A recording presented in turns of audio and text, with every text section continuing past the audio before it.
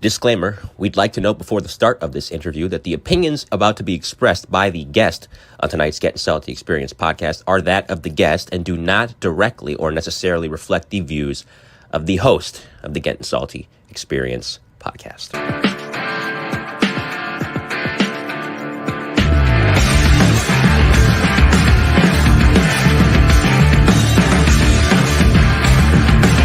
Put the fucking fire out! You're listening to the Gettin Salty Experience podcast. Hello,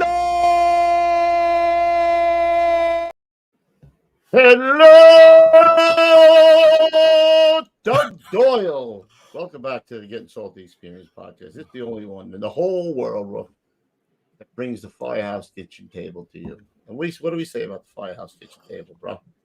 I don't know. Let's get a close-up of what you have going on here. How are you so Luke, I don't know, That's man. what fell on my head before. It came off my board up there. It fell off my head. Is this one better? Makes my head look smaller? Is that better? Wait, let's bring you in a little bit closer. Better? Chief Steve, huh? That's a Chief Steve one. Yep. Anyway, Firehouse kitchen table, you know it, holds the weight of 1,000 stories, bro. You could damn near figure out all the problems of the world at the kitchen house, at the Firehouse table, right? Right on everything. Yeah, we solve them too. Sports, we solve them all. We talk about fires too. Yeah, sometimes we talk about fires, you know. Sometimes we talk to Mike about fires when the tones drop. He's got a fire in the Charlie. We went mutual aid to a basement fire out the window. He's like, it was a two-bagger. Two-bagger, blow second floor. It was actually blowing out the windows. So the Charlie exposure, whatever the hell he said. Bravo Charlie corner. The brothers pushed in, did a search, found nobody. Whipping it around. I'm working the Rockwell. That's Mike. Anyway, we wish Mike the best. He's going for the volley, right? First, he's going to be a volley, and then he's taking the paid test. Sweet. Yeah, he's going to be a medical guy for a little while, do some blood pressures, and that's about as far as we're going to go today. That's my boy, Mike. Yep. I told him I can't have any EMS stories. No? No. There he was. So I got the cuff on the guy, right? And he's flailing all about, bro. And I don't know. He was flaring all around. I wanted to hit him with some ketamine, you know. I wanted to knock him down. He's like 145 over 100. His systolic was way up there. I said, this is what I got to do, bro. I got to jump right into action, bro. Lub dub. So I start giving the breaths. I'm begging. I don't even think and then I told him he can only say one thing. That's the only thing I want to hear from his EMS days. That's it. Stay away from little buddy. Stay with me. Stay away from the light, little buddy. Oh my God, that's too funny. His face is comic when we're doing that to him. He's doing this mostly. His face is like that, and then he starts doing this when he gets a little like, oh my God, I can see him right now. He's like, oh my God. He's smirking. He's smirking too. He's got a big smile. You know, you can see him going on there. We had a guy that's coming on today that was in the Proby class before Chief Steve. So he's Steve Chief is actually Steve Chief. Chief Steve, is actually his bop. That's what I'm saying, bro. Nice. Oh man, that's good. Yep. That's where I'm going.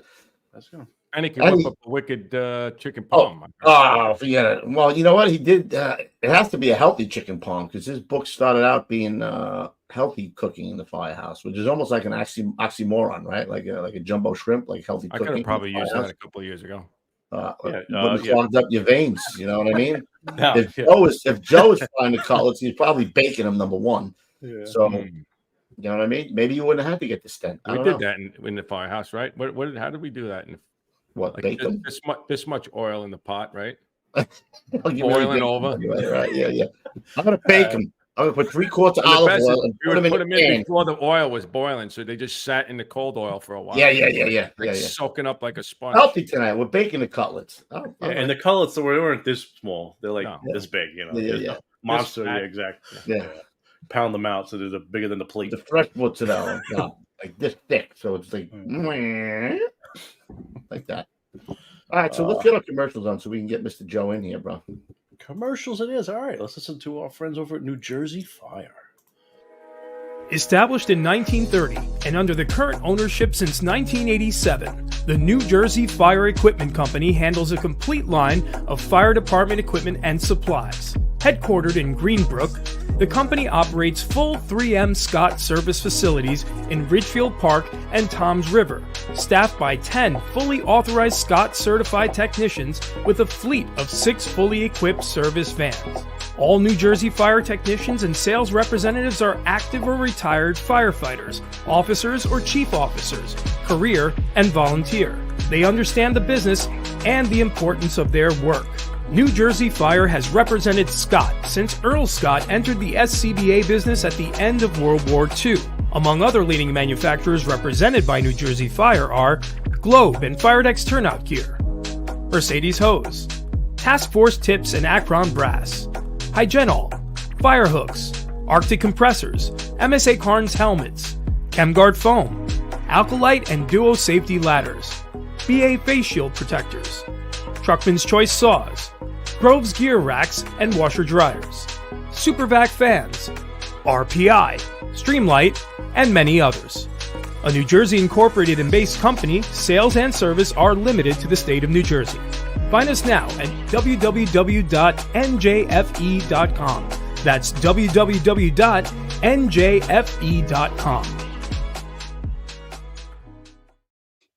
Wonderful. And if I'm not mistaken, I believe the original owner of that company just passed 2 weeks ago. So our deepest condolences out to New Jersey Fire. I'm sorry. Sorry, bro. Oh, it could be remiss. I'm almost sure that's correct. So. Yeah, Kevin Levy just said right here, actually, George Fosdick passing away. Yep, right. I think Pee Wee's the one who told me originally. So our condolences to Mr. Fosdick's family. Amen. All right, Ruff, what else we got? That's it? What else we got? Want to bring him in? Want to bring Joey Bonanno in, bro? I asked him if he was a member of the crime family, the Bonanno crime family. He said, I wish. I don't know. I just would have went really good tonight with a nice plate of unhealthy chicken parm. And for demo, I would have been let's look good. Hey, you can't have chicken parm. Your wife is Jewish. Maybe gefilte fish or something. I don't know. What are you having? The gefilte, amazing. Cracking skulls. All right, Ruff, do it. Let's get Are you ready, guns? I'm ready. I don't have the sound. So. Yeah, you out of the water. Yeah. Coming to the stage, firefighter Joe Bonanno.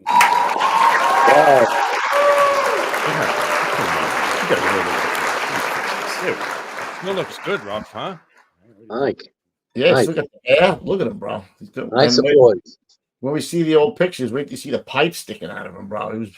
So what was your benching? 333? How much was your benching back in the day? Oh, I don't know, but I think that's one of the reasons your brother didn't like me, because when I went to 138, I was working out. I think I was a little bit beefier jacked than he was, and he didn't like a little more swole.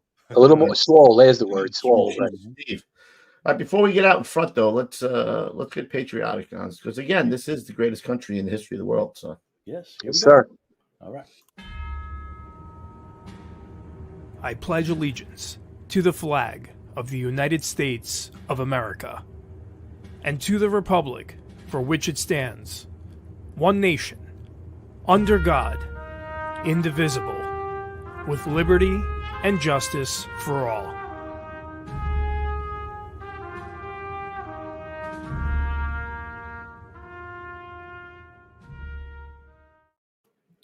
Gabe has a question. Amen.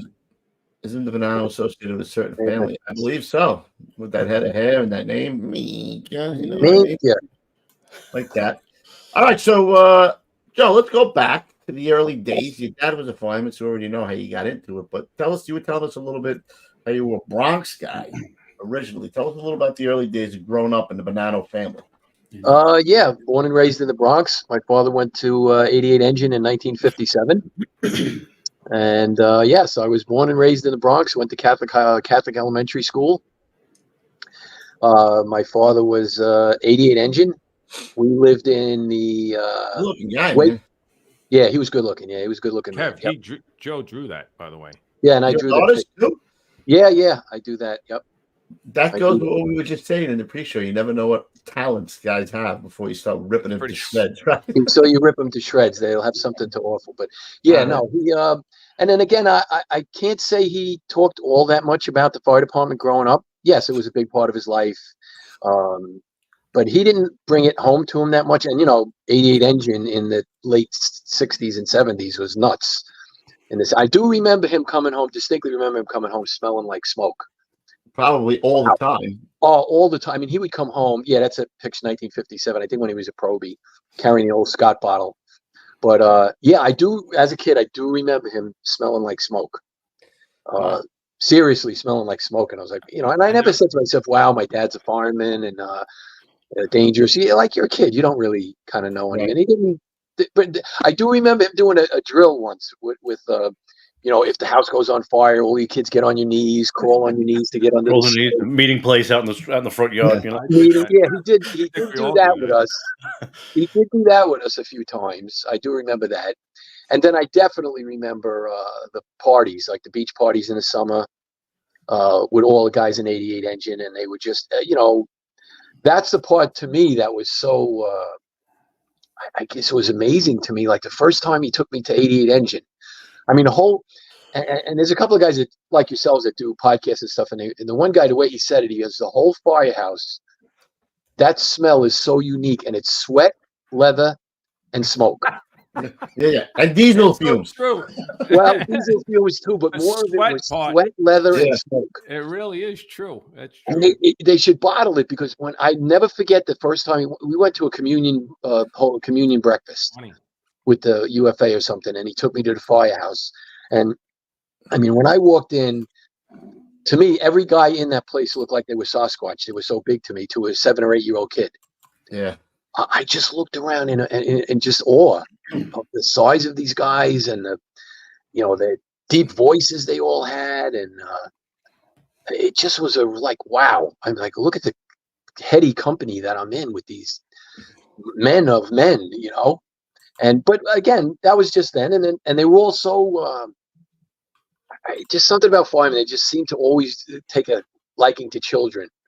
Yeah. And they would just like, is this your kid, Joe? Come here. Let me, you know, it was so endearing to me that they were just so nice to me and so pleasant. And the only thing I do remember is I think once he got there, he forgot that you have an 8 year old kid with you, and none of the firemen held back on dropping the F-bomb. No. And you know, I went to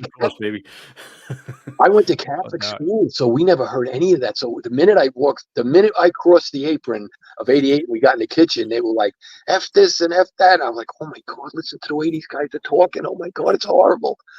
So I do remember them like completely unloading on each other with the curse words, but I guess that was part of the environment. Yeah, sure. That's one of the nicest looking firehouses inside. Like on the job. Trying to find some. Let me see if I can get. Is that the one rough with they buffed the who are they with 38? 38. Yeah, that's the one. I worked there a few times. They, you know, like the brass is like fucking shining. My God, it's legit. Like, you know, that was in 2002, 3, you know, something like that, bouncing around. Like, I worked there a few times, and it definitely is one of the cleaner, upkept firehouses on the job. There's no doubt. Yeah, I'll tell you a story about Christian Joe. I might have said this story on the show before this, but I remember my mother told me to go because the firehouse wasn't where he was in the last part of his career. It wasn't too far from the house. And she said, go to the firehouse and get some ice for me. So we had the ice maker there. My father was working that day. Now, my father, right, little test of this, never said a curse in as long as he was in the house around us. Never said shit, never said damn. You know, he would say, what the deuce? That's the worst thing he would say. What the deuce? You know, I walk into the firehouse. Now, he's in the kitchen, but he's got his back to the apparatus floor. And I walk in, and I hear my father, fuck. Same thing. And the guys, I see the guys in the kitchen like, I don't know how they held it back when they went home because he never cursed at home. Never. Same here. I was in shock that he was unloading those words out of his mouth, you know, but I guess that's just the way it was. And you just accept it. And so, he never really took the job home with him. He didn't talk about it that much. Then grew up in the Bronx, and around 1968, 69, you know, I got the bug to move out to Long Island. So we moved out to Lindenhurst, Long Island, which I hated because I was a city kid and regular, you know, like nobody on Long Island knew what a Spalding was. Oh my! Hang on, we're talking about stickball. 3 sewer stickball, playing football, sewer to sewer. That's city kids, right? Yeah. So you say they're playing, they're carrying on a cross stick. You're like, what is that? A lacrosse stick, exactly. So I would say, like, where do you guys go to get a Spalding? They're like, what's a Spalding? I go, it's a pink. We could throw our sneakers up on the line. Yeah, so it would be like the out of bounds, like left or right, fair ball, like along the street. You know what I mean? We used to throw our sneakers up on the wire. Yeah. But all city kid stuff. But eventually, I had to get used to it, and get used to being in a school in Long Island, and grew up there, and then I went in the military. I didn't know that. I was in the Air Force, which is another funny story. With my father, because unfortunately I was an arrogant, snotty teenager. I wasn't your boy next door, and he was really pretty strict, and me and him had our share of battles. He was a Golden Gloves boxer, and me and him, I mean, we used to just go at it verbally, and I fought him tooth and nails. And I like to relate this story, especially for younger people listening, because I think everybody should get a chance to go in the military to straighten you out. So I just remember I had so fed up with him. I go, you know what? I'm going to fix his ass. I don't need this shit. I don't need you get me up at 9 o'clock on a Saturday morning to rake leaves. I'm going in the military. I don't need this shit. So next thing I know, I'm at the recruitment office. I'll show him. Yeah. I'll show him. Watch this. He was like, watch this. You think you're going to get me up on a Saturday morning at 9 o'clock to rake leaves? No. What, an hour? Hell no. Hell no. I'll go in the military. And I went down to the recruitment office, and he never said a word. I thought he was going to say, I'd like to see you go in the Navy. He was in the Navy. I'd like to see you go in the Navy like me, or like your uncle, or your uncle was in the Army. He just let me make because I think in the back of his mind, he goes, they are just going to fix him like this note, and he's going to get his big payback. And I will never, and I want to honor the man to this day. I'll never forget getting on the plane. He drove me 6 o'clock in the morning to Fort Hamilton and processed me. And then off I go on a plane to Biloxi Air Force Base for basic training. By the time you get there, it's 3:30 in the morning. And the drill sergeants greet you on the bus, screaming at you. And I'll never forget. It was 4:30 in the morning. I'm standing at attention with a guy twice my father's size, screaming at me at the top of his lungs. And he's like, "You got a half an hour to sleep because you're getting up at 5:30 is roll call." And 5:30, I had like an hour's sleep. And I wake up, and from 5:30 in the morning till 10:30 at night, you're just doing something. Jumping around, getting yelled at, screamed at, watching. Was that at that point? Did you say to yourself, "Nah, maybe this wasn't a good idea"? I don't know. All I had to do was what I did say to myself, I'm standing at attention. My sergeant was Sergeant West. Guy was as big as a refrigerator. He's screaming 2 inches from my face. And when he got out of my face to somebody else's, when he got away from me, I go, "Boy, I really showed my father. I fixed his ass." I fixed it. He wanted me to rake leaves. He wanted me to rake leaves for an hour. And now I'm raking leaves all day, every day, at 4:30 in the morning, getting yelled at. So he must have been, when he showed up at 88 Engine, he must have got in the kitchen and said, "My nitwit son thought he was going to show me," and he went to the Air Force. He must have been smiling from ear to ear. He goes, they're probably ripping him up and down, and they were. So. And how long were you in for? 2 years? Yeah, I was in for 2 years. Did you feel you came back different? Oh, completely. Yeah. Entirely different. I came back completely focused, and I went right to college. I started college right away. And then it was getting near the time the fire department test was coming up. And again, I had to be a belligerent idiot. And again, I regret it to this day, saying, "I'm not going to be a fireman like you." Almost saying I'm better than that, which I regret to this day, because it was the best decision I ever made. And he didn't force me. He goes, "Listen, you don't have to take the job, but take the test. I want you to take the test. You don't have to take the job. Take the test." Just told us the same thing, Joe, last week. You don't want to be a fireman. I said, you don't have to take the job, but take the test. You might change your mind, but if you don't take the test, you can't turn it down. Almost everybody says that, the same thing, right? They take the test, and by the time it comes around 4 or 5 years later, right, they're in a different frame of mind, right? Different part of their life, and all of a sudden they're looking forward, to getting on the job. You know what I mean? Just how, like you're saying. Right. So I was in good shape. I trained for the test, and then I took it. And then I'll never forget, I was at the Jamaica Armory training for it. and I met this fellow, Tom Pellegrino, who was in 290. He ended up being in Proby school with me. I met him at the drills for the training, and I was one of the few guys that could whip the dummy over my shoulder up and down the stairs, and he was really a skinny guy, and he wanted to be a fireman since he was born. And he goes, I can't do the dummy thing. You got to help me, and I didn't know him from a hole in the wall, but I was meeting all great guys my own age at the Jamaica Armory training, and I'm like, wow, these guys are funny. They're fun. Look like they'd be fun to work with. So I helped him, and then he knew all about the fighter. He knew about pensions. He knew about medical benefits. He knew about promotions. He knew about everything. And so he was kind of a little bit of a mentor. And so then we both got called. I think my list number was 1102. His was 1124. And I said, Tom, we're going to be in the same class together. And I met, I'm sure you're familiar, Craig Bucheri. Yeah. We're trying to get him on too. Yeah, he was at that time, he was taking the same test I was, and they were going to have an eligibles association, and he was like the president of the eligibles association. So at one of the meetings, I was with my friend Tom and a couple other nice guys I was meeting. I said, wow, these are pretty great guys, just like the firefighters my father that I admired when I was a boy. I said, these guys are all my age now. And there were a lot of laughs and fun. One character worse than the next, crazy. Insanity. It attracts the insane. It really does. Somebody just said that. One of the chiefs said that. Somebody said that firemen are insane. You got to be a little insane, right? Well, we're a different breed. If you weren't to start with, it breeds it. Yeah. You start to get like that. And then you get the humor and you get it's just something about it attracts that type of an individual. It's not the corporate world. So I'll never forget the way he stressed it to me. Because he said to me, Joe, listen, we're probably going to get on 78, 79 by the time our list numbers come up. He goes, you got to take it. And I go, Tom, why? I go, I was in the military. I don't want this yes, sir, no, sir, polish your shoes, inspections. And he goes, Joe, it's not like that. He goes, the training school, yeah. After that, it's a frat house. Yeah. And I go, how could that be? And he ain't lying.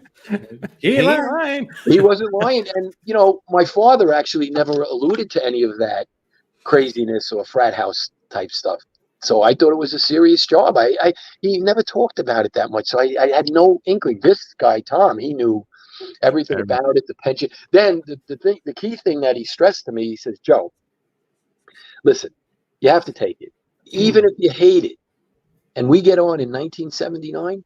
You only have to hate it till the spring of 99. And then I go, well, then what happens? He goes, then you're eligible for your pension.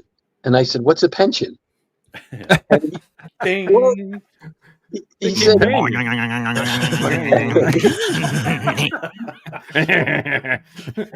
well, he said, Joe, they give you half pay for the rest of your life. I go, but if by the time you're 40-something years old, first of all, that's Star Trek to me. 1999 doesn't even exist. It's Star Trek. We'll be using phasers and. Right. Yeah, that's funny. That is true. That is very true. Well, in 1979, you think 1999, right, is like Star Trek, and the proof of that is, the TV show Lost in Space. Yep. The Jupiter 2 that took off. Do you know when that was on the show? 1999. 1999. If you watch that show and they say the Jupiter 2 is now launching and T- whatever on July 23rd, 1999. So for me, that's what 1999 was going to be like. I'm not going to, Tom, I'm going to be in my 40s. Are you crazy? It's not going to happen. And he said, Joe, I'm telling you, we're going to be in the same class. Just show up. And so I said, all right, at least they're calling me. I showed up. And I mean, once I got to the training academy, and I saw the type of individuals, and the bosses were all a riot. The instructors were all strict but funny. I mean, they had that same humor that I saw with my father's firefighters that he worked with. Plus, more of it was the individual firemen that I was actually working and going to the training academy with. I mean, you definitely bond up with 4 or 5 guys, 6 guys. Yeah. And you sometimes stay friends with them for the rest of your life. And it just was, and then they had the humor in between the training. There was time for laughters and humor, especially right. Yeah, and it just started getting better. It started getting better and better. And I said, all right, I did military. I can do this for 8 weeks. I think that was the training academy at the time, was 8 weeks. Let's see that pic, Gons. What's that? Look at that guy. Wow. Look at that guy. Holy cow! Waiting for the right time to bring this thing in. Yeah, I was pretty jacked in Proby school. And what'd you have? You had a couple gourmets back then. What'd you have going on over there? You had yeah. Well, no, I didn't. Oh yeah. Oh yeah. No, I didn't discover that world until I got in the firehouse either. Because I told you I went to Catholic school. I was an altar boy. Once I got to Proby school, and those guys said, "Yo, once we're going out. We're going to start going. This is going to be fun. You know, you're going to have a ball." And I started meeting a whole bunch of one crazier than the next. Just having a ball. But where's that other picture, Gon? Which one? With the three of them, the three amigos. Oh yeah. Okay, let me get to that. We're just fixing that. The Italian. Yeah, that's Italian. The guy in the middle. The guy in the middle is Tom Pellet. Well, they called us the Italian Battalion because on the left is Kenny Gianelli, engine 236. Tom Pellegrino, engine 290, and me, engine and eventually engine 319. But the guy in the middle, 290, he's the guy that really pushed the job on me and said, "Hey, Joe, forget about it. Forget about it. Tom Pellegrino, the Italian Battalion. You guys are Italian Battalion." Well, it's Gianelli, Bonanno, and Pellegrino. So that's awesome, man. But yeah, he talked me into it, and then you know, once you get out of the academy, being that my father didn't talk about it all that much, I was almost in complete culture shock. Now I went to Engine 319, which is a super slow house on a side street in Metropolitan Village, Village, Metropolitan. Yep. It's in between regular residential houses, but they had fantastic senior guys there that had did their time in all the busy companies. Same thing. It was the same. I don't like to use the word charming, ingratiating, welcoming, friendly, funny. One guy funnier than the next, and because they had the downtime, they were good on the meals. I brought my lunch. I brought my dinner with me. Because my father never said to me that they prepare a meal. So I had a bag with me. I figure it's like a job. You show up, you punch the clock. I'm bagging it. And they're like, "Hey, kid, you're in on the meal." I'm like, "What meal?" "I brought dinner with me." And of course, that's humorous. Like, "What do you mean you brought a meal with you? You're not in on the meal? You got to be in on the meal. We have a chicken cutlet parmesan." Oh, Louis' favorite. Oh, man. So Come over here. Yeah, I said, "Sure. Okay. I'm in on the meal." I mean, I remember to this day that first night. So my impression of the fire service was that when you punch the clock, out you go. To fire, and then they let you go the next day and you go home. I didn't know you could have bunks and couches and TV and a meal. So next thing I know, like I said, 319 was a dead slow company. They're like, "Okay, the guy's making chicken cutlet parmesan. I'm sitting in the kitchen twiddling my thumbs like any probie on the edge of your seat waiting for the big one." And next thing you know, they're putting the meal out. And, you know, there was some guys there that had some time on, put the meal out. "Hey, let me show you where your bunk is, kid." I'm like, "Bunk? All right." They take me upstairs. You like this now. Man, that Pellegrino was right, man. It's getting better and better. Hold on, Joe. You know, it's that, just not to interrupt. That's like a common thing we get with a lot of guests that had their fathers on the job, obviously, before them, that most of the guys back in that time frame, they didn't talk about the job. The guys get on the job and they almost really are like you. Like they don't have any inkling of what the hell's going on, which is like strange to us. You know what I mean? For the most part, like you would think that, I mean, you had a taste of the firehouse, but like little things like that, you don't know about the meal and you don't know about like all these other little things is kind of strange, but it's a common theme. Yeah. Dude, after my very first night tour, I go to a family party or something, and they're like, "Oh, my sisters and my mother, well, how was it last night?" I'm like, "That was pretty good, man. You know, we had this really good meal. We had like 2 runs, and I just sat on the couch. I could see my brother's eyes light up." They bring me into the next room, and they go, "Every night is the busiest night you ever had. You don't sleep in the firehouse. You don't watch TV in the firehouse, and you don't eat meals in the firehouse." Okay. Yep. Yep. What goes on here stays here. So apparently that was the thinking. So I can fast forward another story about that. It involves my brother when his first assignment when he went to 315. Because I didn't talk. I guess I did the same thing. I didn't talk about it that much. I said, let him find out on his own. So, but what with me? So then I finished chicken cutlet parmesan dinner. Delicious. Then I'm sitting around watching TV. I guess for them, it's a regular night. Okay, so you got a new probie.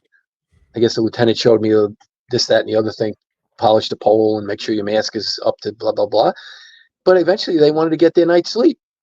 So I'm sitting in the kitchen, and one by one, a guy's disappearing up to the bunk room.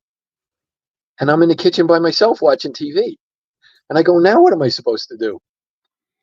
And I'm sitting there, I go, I guess I'm supposed to go upstairs. They showed me where my bunk was. So I took my flashlight. I went up to the bunk room. And like I said, 319 was a slow company. Go upstairs. Before you catch your first fire, Joe? Well, the twist to that story is they're like, don't worry about this place being quiet, kid, because every third night we're going to 332. The interchange. Interchange. And he goes, you're gonna get plenty of work, kid. Don't worry about it. But that night I said, okay. I sauntered up to bed. I felt so guilty. Like, do I take my pants off or do I leave them on? That is so true, Joe. I had the same thing. I didn't know. I always slept with my pants for like the first couple of years because I didn't know what to do. It's the truth. Riz, I said, maybe I should have my boots on, ready to go. And I said, I don't know what to do. True. So I think I just took my shoes off, laid on top of the blankets with my ready to go. And I guess eventually I fell asleep. And next thing I know, I hear one guy rustling in the bathroom. And, next thing I look at the clock and I'm like, oh my God, it's like 8 o'clock. We didn't go out the whole night. and I got a chicken cutlet palm in my stomach rolling around. So I get up, I go to the bathroom, I go downstairs. The next crew's coming in for breakfast. They're all kidding around who brought rolls and jelly donuts. And they're having, hey, kid, you having coffee? I've never drank coffee in my life. I'm like, nah, I'm not really a coffee drinker. You got to drink coffee. You got to make the coffee. You got to make the coffee. So and I sat down and I go, well and I guess one of the guys said, I didn't know what getting relieved meant. Yeah. On dates, I knew what it meant, but I didn't know what it meant. How about some relief? But yeah, so they go, Malcolm's in. He goes, Joe, you want to get relieved? I go, what do you mean, get relieved? And he goes, yeah, I'll take, you can leave early if you want. I go, oh, if I'm allowed. And the lieutenant, Joe, don't worry, that's part of it. You get it's not early relief. He'd say 30. Just, I got it. And I get in my car and I drive home and my friends are all, I thought it was like my father. I thought I was going to go home smelling like smoke every night. Yeah. And I went home and I'm like, everybody's from 88 engine, fella. I know. And 88 engine in 1969. And I was going to say, two of your friends went to 236 and to 290. So they were like, they'll probably run the wall over there. Yeah, exactly. Oh, yeah, at that time. So, yeah, and 332 was right in the same battalion as them. Yeah, so right. Mm-hmm. Yeah, so then they said, don't worry about it, kid. You're working Friday night. Your next shift, I'm looking at the calendar. My next shift is blah, blah, blah. And I'm like, okay, Friday night. He goes, Friday night, it's the summer, and you're going to 332 that night. That's okay. I guess. Okay, so I go, what happens? We get on the rig. They call us. We call them. We pass them on the Interborough Parkway, and then we park in their quarters, and we become engine 332 for the night. Okay. So I'm like, all right. And the minute they put us in service, engine 332, responded 1075, blah, blah, blah, blah. And then the best way I could describe it to people is the scene where Martin Sheen is coming down the river in Apocalypse Now. And that's what it was like riding at 2 o'clock in the morning in engine 332. I thought I was Martin Sheen going down the river in Apocalypse Now. I'm like, we're passing the car. That movie? Yeah. What? No, I was talking to Coobs, man. That's a great analogy. Yeah, because there was smoke all over the place. The whole area smelled like smoke.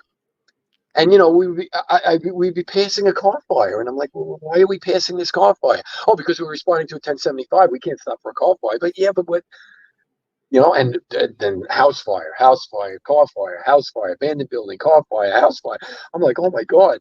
They're like, hey kid, you're not going up to bed. It's not like back in Metropolitan Avenue. Don't even go. It's not even worth it going up the stairs. Yeah. Yeah. That's Bonanno. That's Bonanno. That's the kind of look I had on my face, right?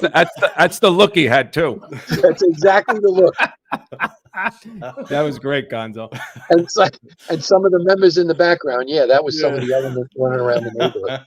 That's freaking awesome, man. And just like riding through that neighborhood at that time of night, in the summer, especially because it was, you know, a hot summer. And I was like, oh my God, this guy's doing this every night. And then it wasn't like, I was glad to learn the job and catch work and all that stuff. But, you know, and I was new, so I didn't want to be back in the quiet. And a lot of the older guys are like, hey, if you like it that much, why don't you make it work for me? Yeah, it worked for me. Mutual. And again, what's a mutual? Oh, you work for me Friday night, I pay you back next Tuesday. You can do that? Yeah, okay. So, you know, you learn better. You pick it up better and better and better. So, yeah. And then, let's see. Let's fast forward that a little bit. Well, I just relayed a quick story. We'll talk about it later on with my brother. But again, I didn't talk about it that much with him. You know, it's a job that works better with attraction and promotion. I mean, he saw my father. He saw me enjoying it. He met all the firemen I work with. They were all characters. And there was no other choice for him but to take the test for the fire department. But I'll never forget him saying the same thing. I never broke him in. I never told him about the meals. I never told him about, let him find out his own. But the one thing I remember him saying, he goes, Joey, I can't grasp this concept. You know, all the jobs I had growing up, you have a boss and you have to treat the boss with respect. And I go, why? What happened? He goes, well, I got to 315. And just like me, you know, you don't know what's going on and you're sitting there and you're wide-eyed and you're wondering what's going on. And he goes, and all the guys are in the kitchen and this lieutenant comes into the kitchen ready to start the roll call for the beginning. And some guy goes, I can't believe I have to work with you, you bucktooth, blah, blah, blah, blah, blah. Fill in the expletives. He goes, Joey, the way he was talking, and this is his boss, and you don't get fired? I go, no, you don't. I don't know why, but it's one of those jobs that I guess you're allowed to do that, which totally doesn't exist in corporate. I mean, you can't. Probably doesn't exist on the FDNY anymore either. Probably not. And the working world has changed drastically. Yeah, but back then, and I'm not saying it was all the time, but you could, especially if the guys were very close to each other, you know, and you know, you could say anything at any time. Yeah, you could bust a guy. You could bust chops on a boss in a friendly way. I mean, not mean. Yeah, but you're allowed to. But you can't in corporate regular world. You can't even bust your boss's chops even kindly. It's the level of power that he has that kind of didn't exist in the fire. So that was the one thing he related to me about being on the fire. And then he said, is it always like this? And I go, no, there's going to be busy places, slow places, guys you like working with, guys you don't. But the rest of it, it's, you know, was amazing to me. So then, you know, I had quite a few tragedies in my life. My 1981, I was working in Engine 319. You know, we had a fire at my house and my mother was burned 55% third degree burn. Oh my gosh. And I just left. Somebody relieved. I didn't even hear about it. I just got relieved from 319. I was driving home and I come down my block and I see them pulling furniture out of my parents' house where I was at the time. And the neighbors came over and they said they just took your mother by helicopter to Nassau County Burn Center. And she lived for about 5 days and then she passed away. Yep. And then after that, there was, you know, like falling out with my father and stuff like that. So that was tragedy number one, you know, in my life to go on with. So then that's why I said I was in 151 for a while, because the captain of Engine 319, who was so gracious, and he said, Joe, under normal circumstances, death leaves about a week, but this is beyond normal. So take as long as you want, you know, take off as long as you want. We'll cover for you. And so I was off for about 2 to 3 weeks trying to deal with the grief, my brothers and sisters. And I just said, you know what, I can't just sit home anymore. I called up and I went back to work and he says, Joe, you know, this is a quiet firehouse. Everybody likes you, but you know what? Might be better if you go to a double house, a lot more funny guys, and it'll just be better for you to be around that many people. So he says, we got to detail the 151 UFO until further orders.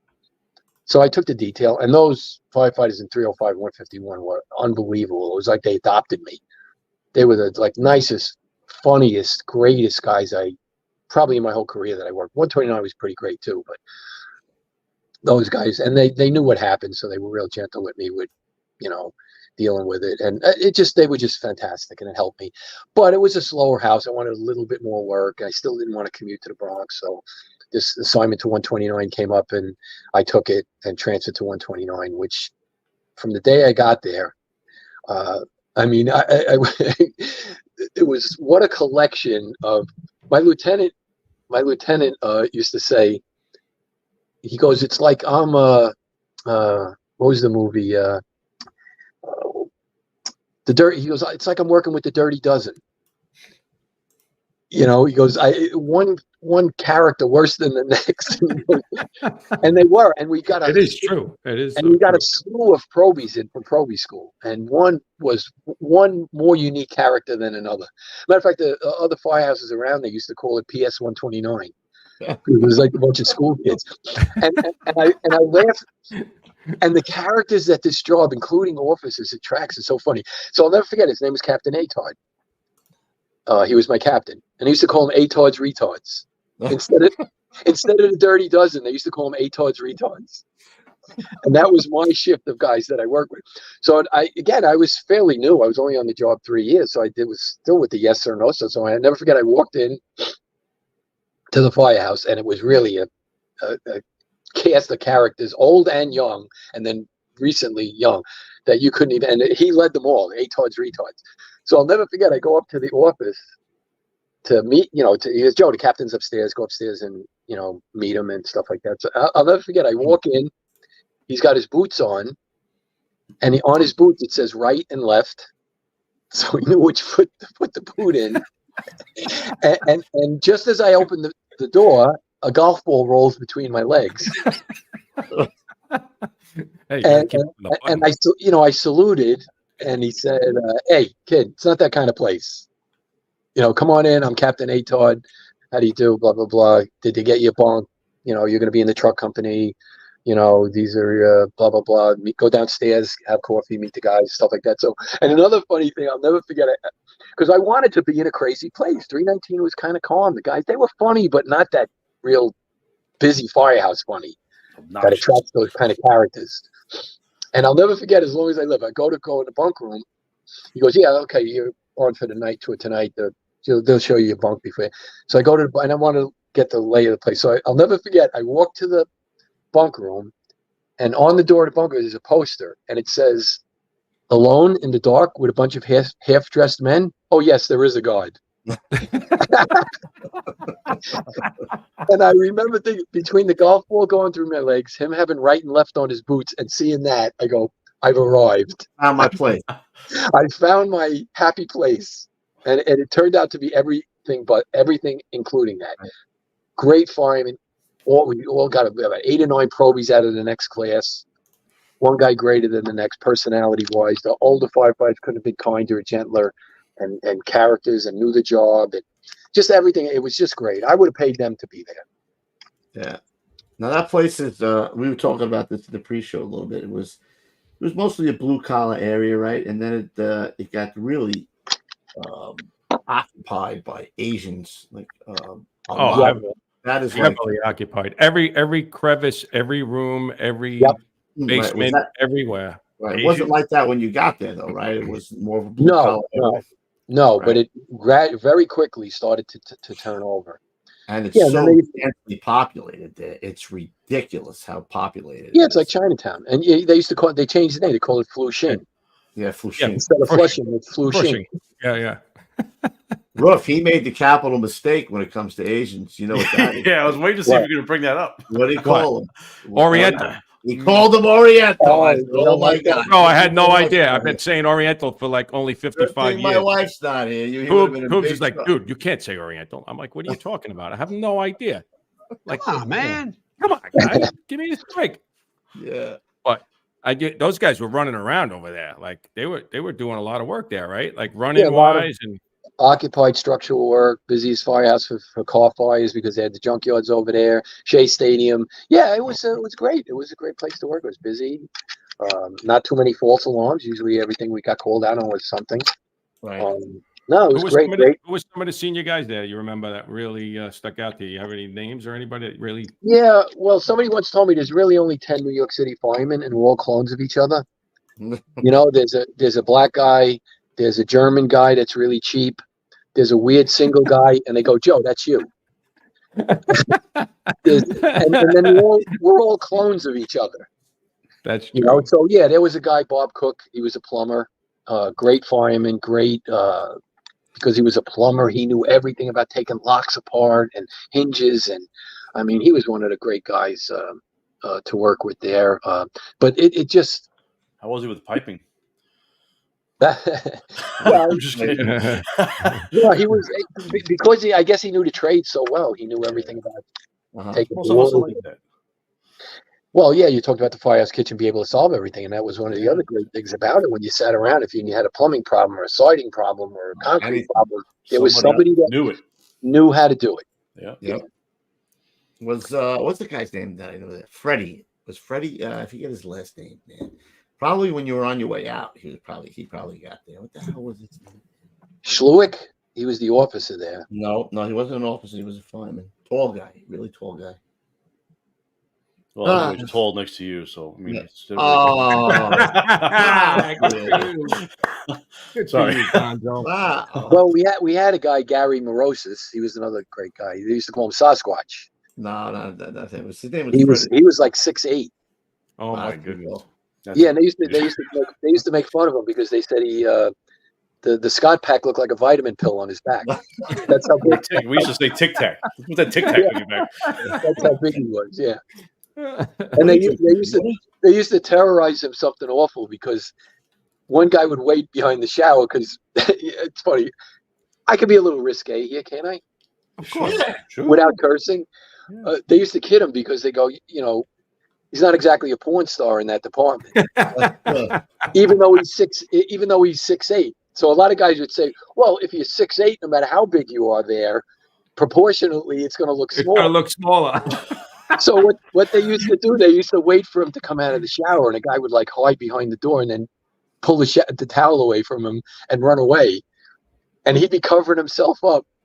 And they'd say, well, they go, Joe, his hand covers everything. I go, yeah, but his hand's as big as a baseball mitt. Right. He's probably a porn star in reality, but when you're 6'8" and the Scott pack looks like a vitamin, maybe he would be, right? Yeah, the guy's long dipping. You know what I mean? He's going from. Yeah. So then the comedy would ensue, and another guy would say, "Yeah, well, that's why I don't exercise my legs because I try to keep my legs as thin as possible so I look bigger." And you know how that comedy goes. It just keeps going and going, and one's better than the next. One better than the next. Yep. So you did a pretty decent amount of time. You did what, 8 years in the? Yeah. Oh yeah, I had a great time there. I loved it. Yeah. And then the whole book thing started to happen. And again, I was I'll be the first one. If anybody from 129 is listening, they're probably throwing stuff at the screen right now because they're like, "Hey, he didn't even cook all that much, and when he did, chicken color parmesan, blah blah blah." And this whole but I just got certified as a fitness trainer and nutritionist. I went to NYU. I was starting to do a little personal fitness training on the side. Just on a whim, I took a class at the New School called How to Write a Cookbook and Get It Published. Now, I didn't go with the idea, I'm hell-bent on publishing a cookbook, fireman cookbook. I wasn't. I just cooked once in a while in the firehouse, and when I did, because I didn't want to end up overweight and out of shape and unfit, I knew it was part of the job. So I said, you know what, I'm going to try to clean up the meals a little bit. If you guys don't mind, I'll jump in tonight. I had some time on then. Hey, yeah, I got Joe. You got the wheel tonight. Make whatever. You know, we don't have to have cheese. Doesn't have to be 8 inches thick on the parmesan. The mozzarella. Forget about it. Mozzarella. But yeah, so I said it didn't have to. So that kind of thing. Just tone it down a little bit, and then I took this course. So John Sonino, who was in 58 Engine, he wrote the Firefighters Cookbook back in '84. Wound up being on a New York Times bestseller list for 9 weeks in a row. And I met John, and I was telling him that this thing kind of happened to me. We actually did a couple of radio show things together. And, but he ended up having a triple bypass. I mean, due to his eating, due to his fitness, I don't know. I'm not a doctor. I can't say that. But again, I don't know that fitness was all that big in the 60s and 70s, especially busy firehouses. They're like, hey, I can't be bothered. I'm a busy firehouse. I can't be bothered watching what I eat. Yeah, put some more butter on it. Don't worry. Put some more oil in it. Well, at 129, at one of the firefighters I work with, I remember he was making mashed potatoes for 10 people. He had 5 sticks of butter. He was peeling them like bananas and dropping them in the and dropping them in the thing, which is fine once in a while, but a steady diet of it, career wise. So that's kind of what I was looking out for. So I took this course. The teachers went around the room, try to get everybody's ideas for cook. I didn't even have I had a rough idea. If I ever was going to do a book, because I have some background in fitness and nutrition, and there was a successful book, maybe I'll do a healthy one. And basically that's how I said it. And the teacher said, wow, when he went around and that's a pretty good idea. We have an editor coming in from Hearst Publishing this afternoon. There's the guns. Look, he's got the guns blazing there, bro. Oh, please, they were the chop busting I got because of this picture. They're like, that isn't your arm. That's a sweet potato that they airbrushed. And they go, look at your crotch, Joe. They blew up the crotch. There's nothing there. I'm like, hey, listen. The women you got off that picture far outweighs the ball busting you got, bro. So don't worry about it. They go, take the sweet potato out of your arm, put it in your pants, for Pete's sake. You know all too well how it went, with the chop busting. But yeah, so the teacher said, an editor came in that afternoon from Hearst Publishing. She gave her a synopsis on what it's like to publish a book, and she was so strict about it. I don't even have recipes ready. There's 75 people in the class who went to 10 times the training I did, and background worked in restaurants, and so I don't really. So the teacher ended the class. Thank you very much for coming. She opened the floor for a few minutes, and everybody was shooting their ideas to her, and she was shooting people down left and right. So I go, I'm not even going to mention it because I'm not even that ready. And the teacher said, don't be shy. If you have a great idea, mention it. And he goes, like a fireman, for instance. Joe, would you stand up and say your idea? I said it the same way. I said, listen, I've been a firefighter for 14 years now. Try to cook healthy meals in a firehouse. There was a successful book, and it was on the bestseller list, but I would probably do a healthy version of that, a Healthy Firehouse Cookbook. And then the editor said, oh my God, what a great idea. And she says, come up after class. I want to talk to you. And everybody in the class is ready to kill me. They're sitting there with 300 recipes ready to go. And here's this clown comes in with a notepad and a pencil, and they want to publish a book. So then, of course, I went back to the firehouse to tell them, and they were like, you got to be kidding me. What book? Get out of here. I'm telling you, I took this class. Get the hell out of here. And then they put it in. They didn't want it to be New York Fireman Cookbook. They wanted to have national appeal. So I put an ad in Firehouse Magazine and asked for recipes from across the country. I got about 60 to 80. I used about 30 or 40 of my own, and then guys I work with, guys I went to Proby school with around the job and also around the country. Put the thing together, put a proposal together, and they said, okay, it's a go. It's going to happen. And they put it together. You shoot the cover, and next thing you know, it was crazy. It was crazy. It was off to the races. And that's the second book, Gons. Yeah, that was the second book. Yeah. Go back to the first one. Let me see the first one. That's the one I happened to just find that one on the web. Well, I age progressively as the books go on. Yeah, I was going to say, Junior. How did it sell, Joe? How did it do? The first one actually did really well. And they, I got a funny story about that. They put me on QVC to sell the book, and it was right at the time of the Oklahoma City bombing. So, and you're on for like 10 minutes. It's completely business with them.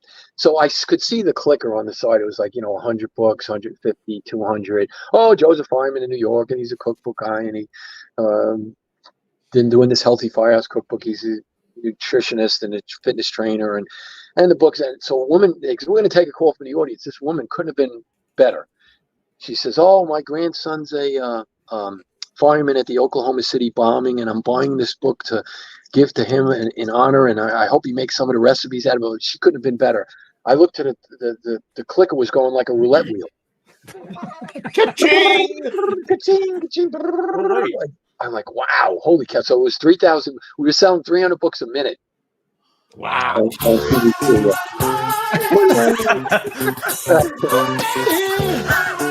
Well, I'm not shy about that part of it either, because everybody thought, because you go on Good Morning America, Regis. first of all, those shows don't pay you. You're promoting a book. Mm-hmm. And the other thing is the money that you make as a first-time author isn't what, like Johnson, not a lot. And then they start cutting up. The agent gets 15%. You're not a professional recipe writer. And it's about, you should really get him in here. He's getting someone's calling him. Yeah, someone's calling. Let me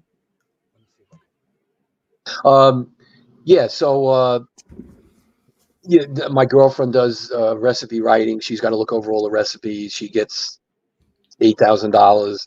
This one gets this one gets that. And by the time they chop it up, and I'm not complaining about it at all, but you don't get the guys in the Firehouse all thought like, oh, Joe's going to be a multi-millionaire. And I'm saying, listen, your girlfriend got $8,000. She charged you $8,000. And weren't you giving her Majol too? I mean, was she getting? No. But you got to keep your head, because you can't say to them, "No, I'll do it myself," because then they'll say, "Okay, well, we'll see you in a couple of years. You bounce around the recipes." So you got to be gracious and say, "Okay, if that's what you think needs to be done," and you do that. I think we had you on Good Morning America, right, Gons? Which one is that? That's the first one you want to do? Yeah, I think so. Okay. All right. Yes, let me see what we have here for you. This could be bad. This could be bad. Well, no, not at all. Sorry, I had to get to the right one. It's going to be bad, Joe. It's going to be. Where's the sound? Child, and the recipe is public television. The ingredients of public television. There's people. Oh, that's the wrong one, guys. That's the first one you sent me. Go to the next one. No, I mean, you got to go to the second one. What's the second one? Wait a minute. The second one is a 20-second clip you wanted me to play. Which one? Is that the one? Joe, he does this to me all the time. Don't worry about it. Asian guy. Which guy? Let me see. The white people or Asian guy? Look at his face. I can't help it myself. He's screwing me up. Sorry. Hold on. You only got 3 of them, for Christ's sake. No, Come on. here we go. This is Wait, which one? Is this him? Here we go. Is this the one? Yeah. Oh, okay, good. You don't need to have a great weather to have a garden party or even a garden. One of the best picnics I ever had was in the middle of a winter minus 30 degrees in a tiny apartment. We barbecue on the fire escape and then ate it on a blanket on the Joe, floor. you really Today took recipes. the 129 area. One more. Perfect. Really started talking like the way you worked. This is the one, right, guys? I keep going to the guys didn't like it too spicy in 129. Oh, you walk out. It's such a nice body. Hello, how you doing? Grab a Hainanese chicken rice. Yeah, we can do Hainanese chicken rice, but not spicy. No spicy. Why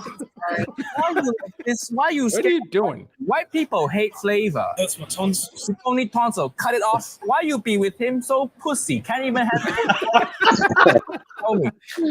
Food festival must be planned. Food festival. Only potato. I'm trying to be a convert. Okay. Uncle Roger, get you one. Do you want one also? Yes. Where do you find these things? You guys are a trip, man. Crack myself up. You guys are a trip. Crack himself up.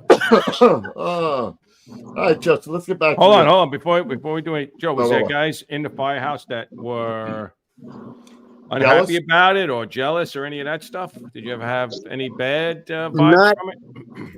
Not too bad, because I was totally not arrogant about it.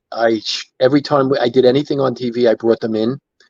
I said, listen, this is a team effort, and okay, for us to go get chauffeured into by limousine into the Regis Philbin show with 10 of us in the audience. Yeah. So I tried to share whatever. I'm sure there were a few that. There's always dicks. Yeah, it wasn't all that bad. I mean, towards the end, it started to get, because then they did a second book, and then, they wanted to come to the firehouse a lot and do a story. And again, I'd be the first one to say I was pretty average in the cooking department. Eventually, I got it better and better, and then I said I need some chops in this department, so I entered a few contests. And I won them. So I go, can you leave me alone? I want to. You guys enter a contest then and see how you do. So I won a couple of contests, and I'd like to think I was a good fireman and generally liked, and I wasn't like, hey, you guys are lowly firemen, I'm a cookbook author or anything so I wasn't like that. Not in the least. And I tried to share it with everybody as much and as often as possible. And I would be the first one to say I was a little lucky, right place at the right time. Could happen to anybody. Absolutely. Just happened to happen to me. So share it where you can, whether it was in a news article or in person or whatever. So yeah, that's kind of how I treated it. What was your best meal? What was your favorite meal? Yeah, you're gonna say the go-to or my favorite? My favorite was, and especially if you had to work, was Thanksgiving dinner. And everything from soup to nuts, from the salad to the dessert to the turkey to the stuffing to the homemade cranberry sauce to making dessert. No, not lasagna. making dessert. Just everything about the Thanksgiving. And then the fact that you're actually working on Thanksgiving. You know, and you were saying before, Gonzo, that you were saying how don't tell anybody about the meals and what, you know. So I would always laugh. I would always think it was funny. I wasn't married. Most of the firefighters are married. So then they would get a phone call that working with me on Thanksgiving, and we're putting out a beautiful Thanksgiving spread. And then the phone call comes from the wife. Oh, we wish you were here. Aunt Connie misses you and Uncle Bill. And we wish you were. And he'd be like, oh, you don't know how hard it is for me to be here. And then he'd hang the phone up and he'd go, give me the goddamn remote control. I'm so freaking glad I'm here. I hate the football game on. Don't get a whole spread here. It's great. Exactly. They were so like, but to the wife, they're like, yeah, you know, honey, I miss you too. And I just wish I was there. Because you know how much I love your Aunt Connie and Uncle Bill. And they're like, I can't stand those two. I'm so glad I'm here. Yeah. So it's kind of like we do when we go to the trade shows. Our wife says, "We go out to dinner tonight." I don't know, probably McDonald's or something. Meanwhile, that Louis like, "Yeah, give me the 16-ounce fillet." Yep. I'll take the shrimp cocktail. Right. Give me the wedge. Give me a salad wedge. Oh, love it. Right. But they caught on to that. So it's like, "Oh, you go out to McDonald's again tonight?" So Thanksgiving meal in general, I did like to mess around with desserts, which isn't really a big deal in the firehouse. But if we had the time later on, like I make a pretty good carrot cake. Again, it's a healthy carrot cake.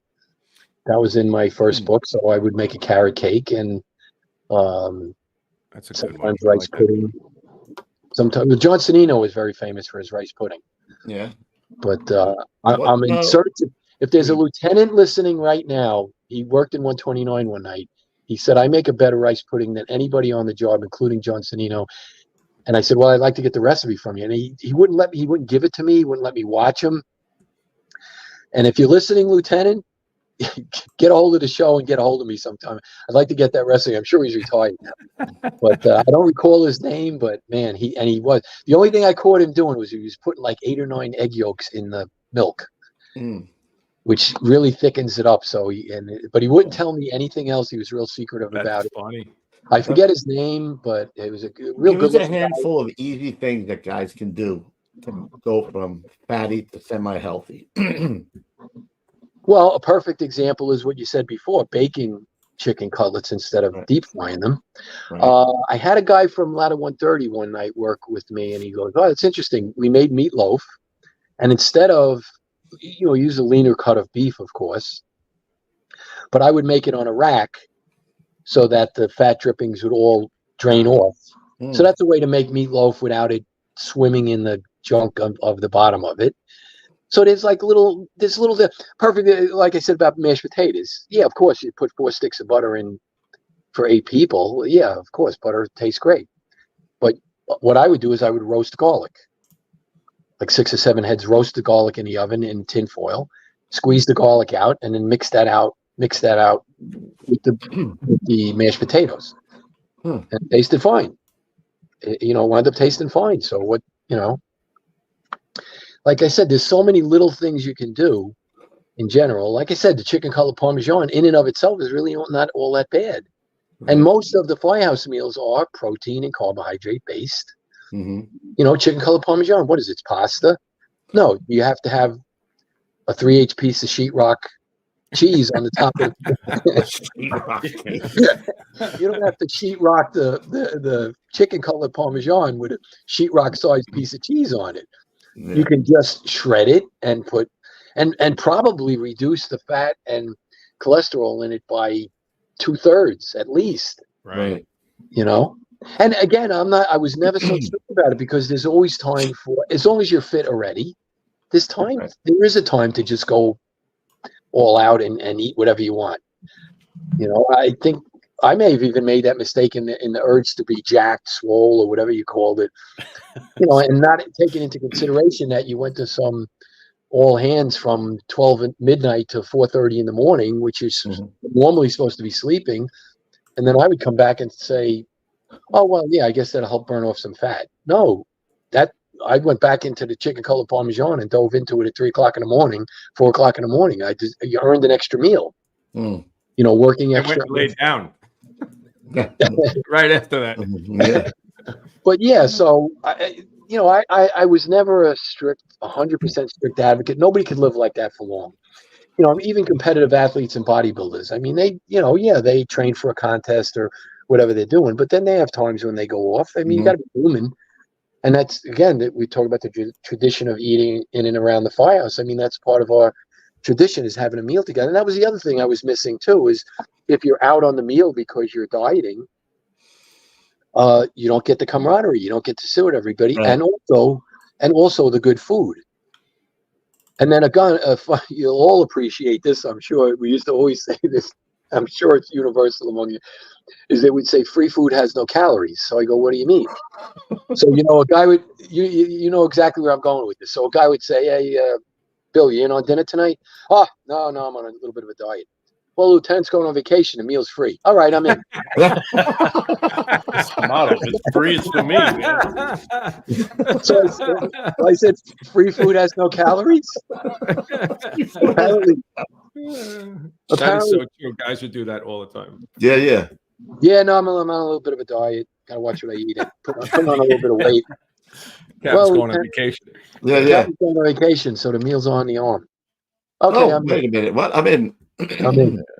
And of course, the universal firefighter out on the meal, but sneaking it at 3 o'clock in the morning, making a chicken cutlet sandwich for himself. The seagull. The seagull. Oh, the seagull. Seagull. I forgot that expression. Right, a seagull. Yeah, out on the meal, but he's in when everybody goes to bed.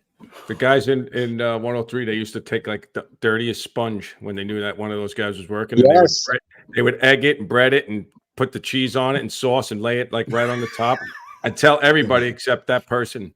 Yeah. And I've seen the guy eat it one time. I seen it one time. Yeah. Or they'll eat the ice cream too. Maybe they're not going to eat, but you'll see them in the freezer eating the ice cream, bro. Yeah, because, you know, listen, you're going to be there for 15 hours, you know, and because I had a background in fitness and nutrition, I was the first one to help if they asked for it. Oh, listen, Joe, I need to lose weight. Can you figure out nutrition, diet for me, something that I could live with? But, you know, I guess they would go with all of these crazy, the captain of, was it 299 and 152? You know, he was a little overweight. He was asking me, he goes, Joe, you eat like a linebacker and you never gain any weight. I go, yeah, because I'm eating regularly. I'm eating the right mix of protein, fat, and carbohydrate, calories. There's exercise. There's a bunch. And he goes, I think I'm going to go on this cabbage soup diet. So I'm like, cabbage soup? Where did you? Oh, yeah, I saw it on one of these talk shows. You eat cabbage soup for just cabbage soup 3 times a day for 10 days, and you can lose 10 pounds of ugly fat almost instantly. I go, you could do that by cutting your head off. It would be less painful, probably. But I stole that joke. But anyway, but the problem with the cabbage soup diet, first of all, he was a big man, naturally big anyway, very strong too in the gym. I said you have good muscles under there. You just carrying too much body fat. You got to do a little cardio, clean up your diet a little bit. I go, cabbage soup is not going to jumpstart it. Plus, you have a big appetite. That's how come you're a big man. And for you to be roaming around the firehouse, sipping on cabbage soup while everybody's eating chicken cutlet parmesan, it's driving you crazy. So I go, you can eat chicken cutlet parmesan. You don't have to load up on the pasta. Maybe have a salad beforehand. Eat a little bit better during the day. Not to mention, if all you're eating is cabbage soup, you can imagine what the firehouse smelled like when he was working. I was going to say, that's got a lot of gas, man. Oh, my God. I go, you're killing us. You're killing us, and you're not even losing... Yeah, exactly. I like the sound effects. Hey, Lou, did you ever work the lieutenant from 258, Burmeister? I know the name. Yeah, I know the name. he used to have like an egg sandwich. I don't know how many yolks and bacon, and then he used to put the bacon fat oil in his cup, and he would drink the bacon oil with his egg sandwich. This guy. Oh, I'm like, holy shit! It's a sight to be seen, bro. It really is. My mother used to cook eggs in the morning with the bacon fat. Yeah, she cooked the bacon. Crazy German. Yeah, yeah. They would splash the hot bacon fat over the egg. Yeah, just so you wouldn't have to flip it over. Yeah, I shied away from that years ago. I just use some regular nonstick shit. But yeah, that's heart attack waiting to happen. Obviously, she passed away early because of her eating habits. But thank God we didn't get Louis. Thank God our little buddy. They stayed away from the light. Buddy over there. Stayed away from the light. Stay away from the light, little buddy. You see, it's hereditary, some of it, Joe, right? Because Louis had to get 2 stents just recently. Yeah, there's a genetic factor to it too, but more of it I saw was not genetic. More of it I saw was kind of lifestyle related. You know, and again, it's a funny place in Firehouse Kitchen. It's hard to push information. You really can't push information. You kind of got to let it go by attraction. I always say by attraction, not promotion. So, if you're fit, you go to a job. The lieutenant's on the 2nd floor landing with his mask off because he can't catch his breath. He's completely out of breath. He knows. I don't have to say anything. Even a fellow fireman, I don't have to say anything. He knows. Mm-hmm. And he's like, I got to do something about this. So then you're like, okay, well, it's fixable. Let's do something about it because it makes for better job performance, longevity. You know, I mean, I always hear guys, screw the city. I go, the best way you could screw the city is to live long enough to collect, live forever, live long enough to collect your pension until you're 100. Yeah.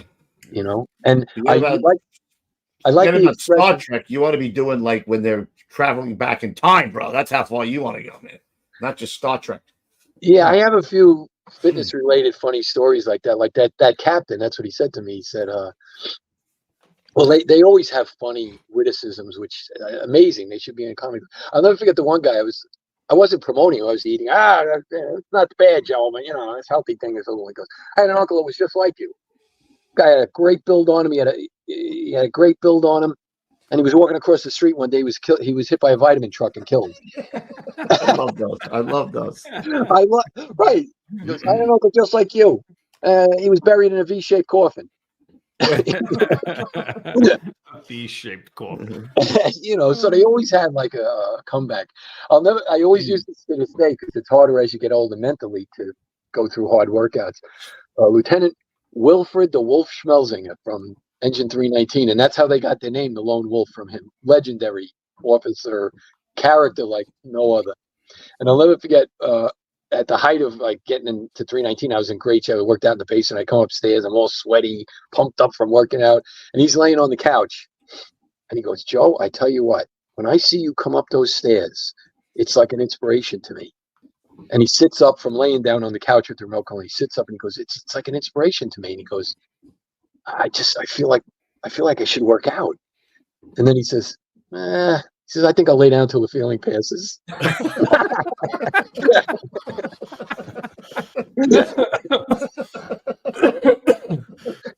And the other thing I remember him saying, which is true for firefighters listening, young and old, about throwing the fitness and nutrition out the window completely, he says he wound up saying, if I knew I was going to live this long, I would have taken better care of myself. Yeah, right. I've heard that's the one that kind of really sticks. So you want to be sticking around, and it's how does it guarantee longevity? Like you said before, cues about genetics and stuff.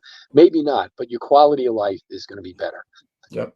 And that goes with also being a firefighter. Listen, I never wanted. They say let no man's ghost return to say his training let him down. Well, I don't want to be hanging out of a window, not being able to pull somebody up because I can't do a pull up or I can't do a push up or I can't. You know, it's a job that requires physical strength and stamina. No doubt. You know, and it's part of the responsibility. You lose the ability, the concept of being out of shape the minute you take the job. It's part of the responsibility of being a firefighter. Now, you don't have to be Mr. America. You don't have to be a powerlifter, but be reasonably fit. Reasonably fit means you should be able to, I say, at least 10 push-ups, 5 pull-ups, 20 freehand squats, and maybe comfortably jog, 2 or 3 laps around a high school track. I mean, that's the low end of the spectrum. You want to be an elite athlete, that's a whole nother story. But at the bare minimum, you know, so yeah, it worked. It worked by attraction. You know, listen, if the older firefighters aren't getting it, and they started to wander into the gym after a while, and they're like, you know, what should I do? I said, you know, why don't you try 20 minutes on the treadmill? Good for your heart. Well, that firefighter I told you, Bob Cook, he was a plumber, old school, real old school fireman, and you know the whole fitness thing. And the way I explained it to him on a level that he could understand, I go, Bob, you're a plumber. I go, how many cast iron pipes did you take apart that were caked with grease on the inside? And I go, how do you clean it? You either mechanically clean it, or you run what? Hot water through it. So I go, so when you go on a treadmill for 20 minutes, your veins and arteries are pipes, and they could get clogged up with what? Fat, plaque. That you eat, plaque, which turns into plaque. So by exercising for 20 minutes, you're increasing your blood pressure, increasing your blood temperature by a few degrees, which heats up the fat, and then you're coursing it through your veins at 120 beats a minute, which isn't out of line for anybody to be able to do that 20 minutes on a treadmill. And he goes, wow, now that you explain it that way, I get it. It's like pipes. So if I do 3 days a week, I go, yeah, that's fine. I eventually started being on the treadmill 3 days a week, just because it made sense to him that way. Right. So there's a way to you know, not force it down. You're never going to force it down somebody's throat anyway. So. I always used to like the fat offs in the firehouse. Like, you know, it'd be like 15 guys that put in like $40-50 a guy, and whoever loses the most weight. Right. But that's not dangerous, bro. Guys. No, I know. Guys were doing crazy. Wearing the suits and trying to sweat fucking water out. Yeah, right. They weren't losing weight. They were losing it because if they did $500, they're trying to kill right. I think you had to do it in like 2 months. And what I used to say all the time, Coos, about Freddie and Bizel all the time. Oh, they were nicer when they were fat. You like fat? Yeah, nobody likes a skinny Bizel. Nobody likes skinny Bizel. I need the roly-poly fat Bizel. You know what I mean? He was because under eating calorie restriction to lose weight, it affects your mood too. Like I said, the captain walking around the firehouse on cabbage soup for 10 days was a miserable SOB. Yeah. Right.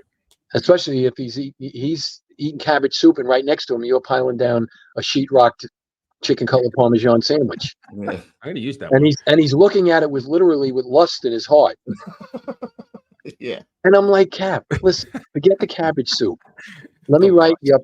Let me write you up something that you can live with the appetite level that you have. And I go, with the frame and muscle that you have, that fat will go away pretty quickly. Yeah. You know, and you'll be left with a pleasing physique. I mean, that's another byproduct of it. You can't hate that. Don't get me into the wife stories with the pleasing physique. I'll go off on a whole nother tangent with that. And he goes, you know what they would say. It doesn't matter what pleasing my physique is. It ain't happening. Yeah. You know, do it for yourself. How about that? Do it for yourself, right? For pride. Yeah. You know, for your own personal pride, job performance. You know, listen, you'll also get a kick out of this, because that's the other thing with if you're fit and the other firefighter isn't unfit, you know, and he's like, I can get just as many chicks as you, Bonanno, because, you know, he'd reach around his stomach and grab his crotch and he goes, because this is all that matters, you know, and I go, that's not all that matters. I go, do you think when you step out of the shower and you drop your towel and you have to stand on a mirror to see if you're even ready for it, you think that your wife likes looking at that? I go, you don't have to be. Not to mention, you haven't seen it in about 5 years, bro.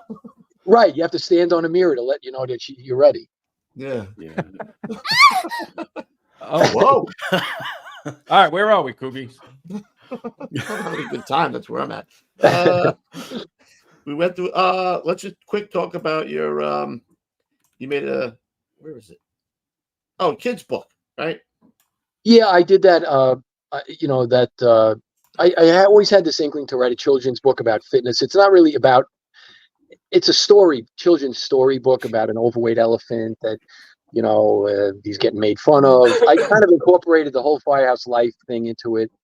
And then how another fireman sees him. And, you know, there's a twist to the story where, you know, I won't reveal it, but there's a twist to the story. It's basically a fun children's story book I wanted to do. And that one I made, you know, it's completely dedicated to the 9/11 people we lost on 9/11. I see you got the 7 on the elephant. Yeah, my brother was in 7. Later in the book, there's 273 and 129 on the other firefighters. So it's just a cute little storybook about being the best that you can be, and and that's why I used an elephant, because, and I think back to my captain too, because I said to my captain, you'll have a big muscular physique. That's who you are. You're never going to be skinny, but work with what you got. So I said, I use the elephant. An elephant's never going to be skinny, but just be the best elephant that you can, which doesn't mean you have to be grossly obese. That's why the picture looks obese, beyond obese. Just be a big, proud elephant if that's what your body type is. Where can these guys find the books? On Amazon still? Yeah, you can find it on Amazon. If they go to my website, they can get a hold of me personally. What's your website? AmericanFireHouseCuisine.com. There we go. Beautiful. Yeah. Okay, so we where were we as far as the job? You went back to ladder 152 in 96, huh? Yeah, when I transferred out of 129. Right when the book happened, because I wanted to be in a brand new place when the book happened, because when you're brand new in a place, there's a little bit of a grace period, and I knew that the book was coming out, and I didn't want to be in 129 because it was crazy. Everybody was there was crazy, and they actually got in a lot of trouble because they were taking apron runs right after the book. My timing to leave was perfect because they got in that whole thing with what's his name, Von Essen, and taking apron runs, and the whole place got into a lot of trouble. But there was such a bunch of characters. I almost saw it coming, and I said, listen, I gotta, I'm going to transfer. I want to be in a brand new place. When the book hits this way, the firefighters will lay off a little bit, brand new place, and and that's kind of the way I went. And nothing disrespectful to 129. It was a great place to work, but I don't know. That right after that, they had a bunch of crazy things happen there. I mean, one was those apron run things, and they got in all kinds of trouble for that with the union and with Von Essen. A fellow there called in a false alarm from the payphone and got hooked up for that. And I remember that. Yeah, I remember that. And what a shame story that was, because he was a great guy, and I have no idea what he was thinking when that happened. Sometimes good people do stupid things. That's all. They do, and that was one that you couldn't even have a cover story for, and they would have loved to have helped him out, but there was no helping him out, and he wound up getting fired. And it's terrible because he was a really great guy, and he just did something really stupid. I mean, just not thinking, And we've seen that over the years, whether guys do it personally in their home life, and I think you alluded to before. Fighting in the fire is also physically fighting. I mean, I've had to restrain guys sometimes. I'm like, listen, you're on duty.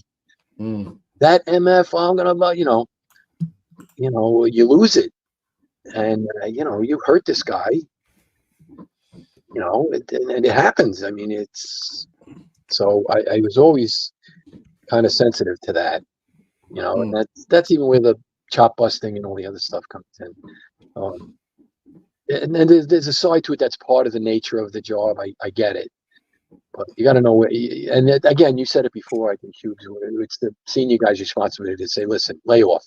Right. He's starting to take this a little too personal. Yep. And you're pushing the envelope a little bit too far. I mean, there's a good story about that they should learn a lesson, because I can't stand bullies. David Sears, you know who that is, right? The boxer. David Sears, the boxer. Yeah. Yeah. He had some big mouth, typical. I used to say, remember the movie Back to the Future? Remember the bully Biff? 25 kilowatts.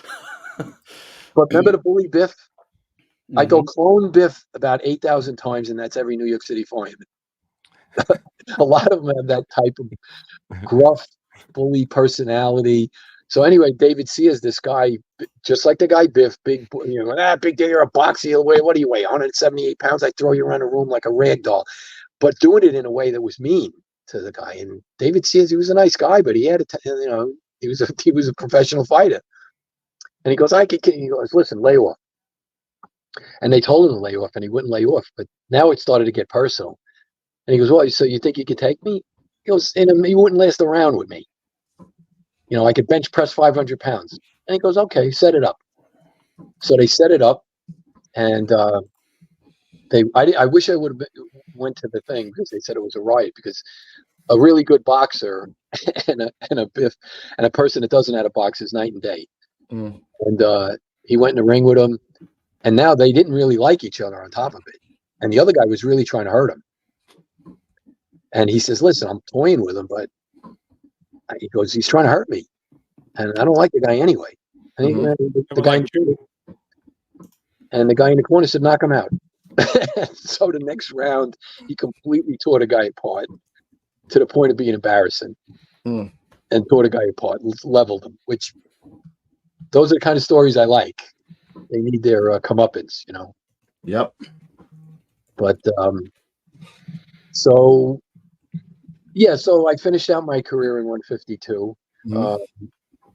Then, because of the cookbook stuff, I was getting a lot of calls to do, like if you go on the Regis Philbin show, if you use Ronzoni pasta, they'll give you they'll pay you a fee. And I said, really? I didn't know that. And so then I started to be like not an A-list celebrity, more like a W or a Z-list celebrity. Wasn't quite Emerald, Rachel Ray, or Bobby Flay, but there was a call for lesser celebrities, cheap date celebrity, let's call it, to do appearances. And you're also New York City fireman, which holds a little public in the public eye. So I started doing appearances here and there for so Ronzoni was having a there I am with dark hair. How about that? And Martha Stewart, she was a trip. Very nice though. Funny, I got a funny story about her too. We were up in her Westport, Connecticut is where her studio is. And again, I told you, I shared it.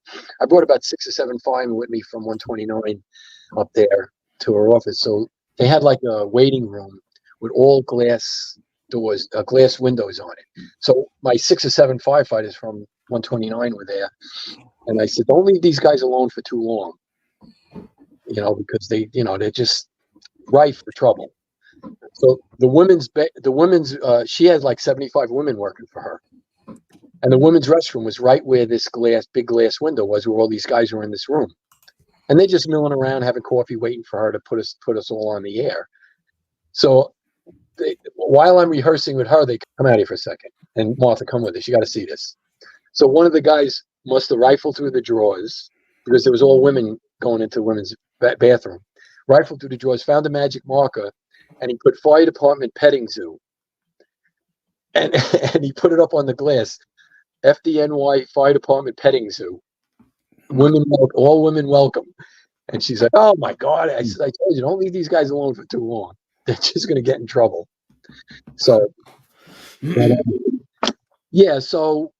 the summer of I had just, my papers were in, late 2000, early 2001. And then I was still getting calls to do cooking stuff. So Ronzoni called me up and said, Joe, we're sponsoring a New York firefighters cooking contest. And we'd like you to be one of the judges and also go on TV and promote it. Right, yeah, okay, no problem. And so they said, well, you're going to do a few appearances over the summer. So I did one, like maybe Good Morning America Today show. Hey, there's going to be a big New York firefighters cooking contest. Get your recipes in. Blah blah blah. And the winning recipes will be served at the New York City Marathon. And so did a couple of the TV shows. So by the end of August, they call me up and they say, Joe, we got a live WB11 episode. It's going to be live. And they're going to do it at 152 at your firehouse. Okay. No problem. And they go, we're booking the date September 8th, 2001. Okay. Yeah, I'm free. No problem. So a couple of weeks went by. It's about the week before. They call me up and they say, Joe, the thing is still on for sure, but we don't really get a good signal out in Queens.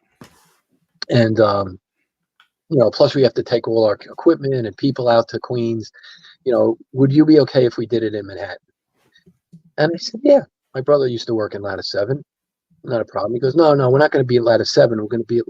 We're using Ladder 3 on 13th and Broadway. And I said, yeah, I know few firefighters that work there.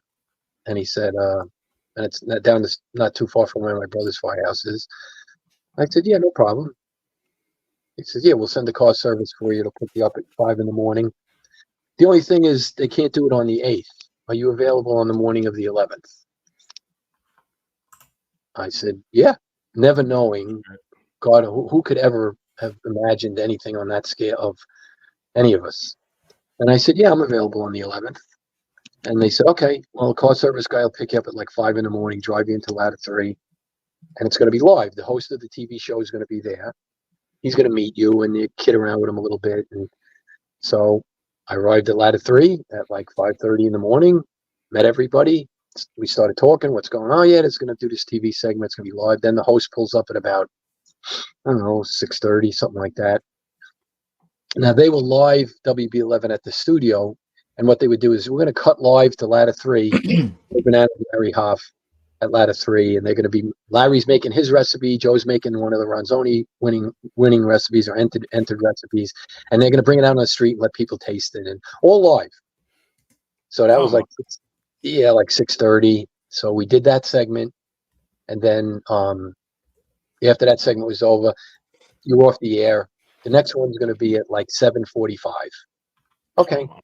I never heard this before. Oh, yeah. We're going to cut live at 7:40. Then they cut back live again. And by that time, Captain Patty Brown came in. I never met him. He's like, oh, are you from the photo unit? Or I go, no, I'm not from the photo unit. It's the first time I ever met him. Mm-hmm. You know, how do you do, sir? Nice to meet you.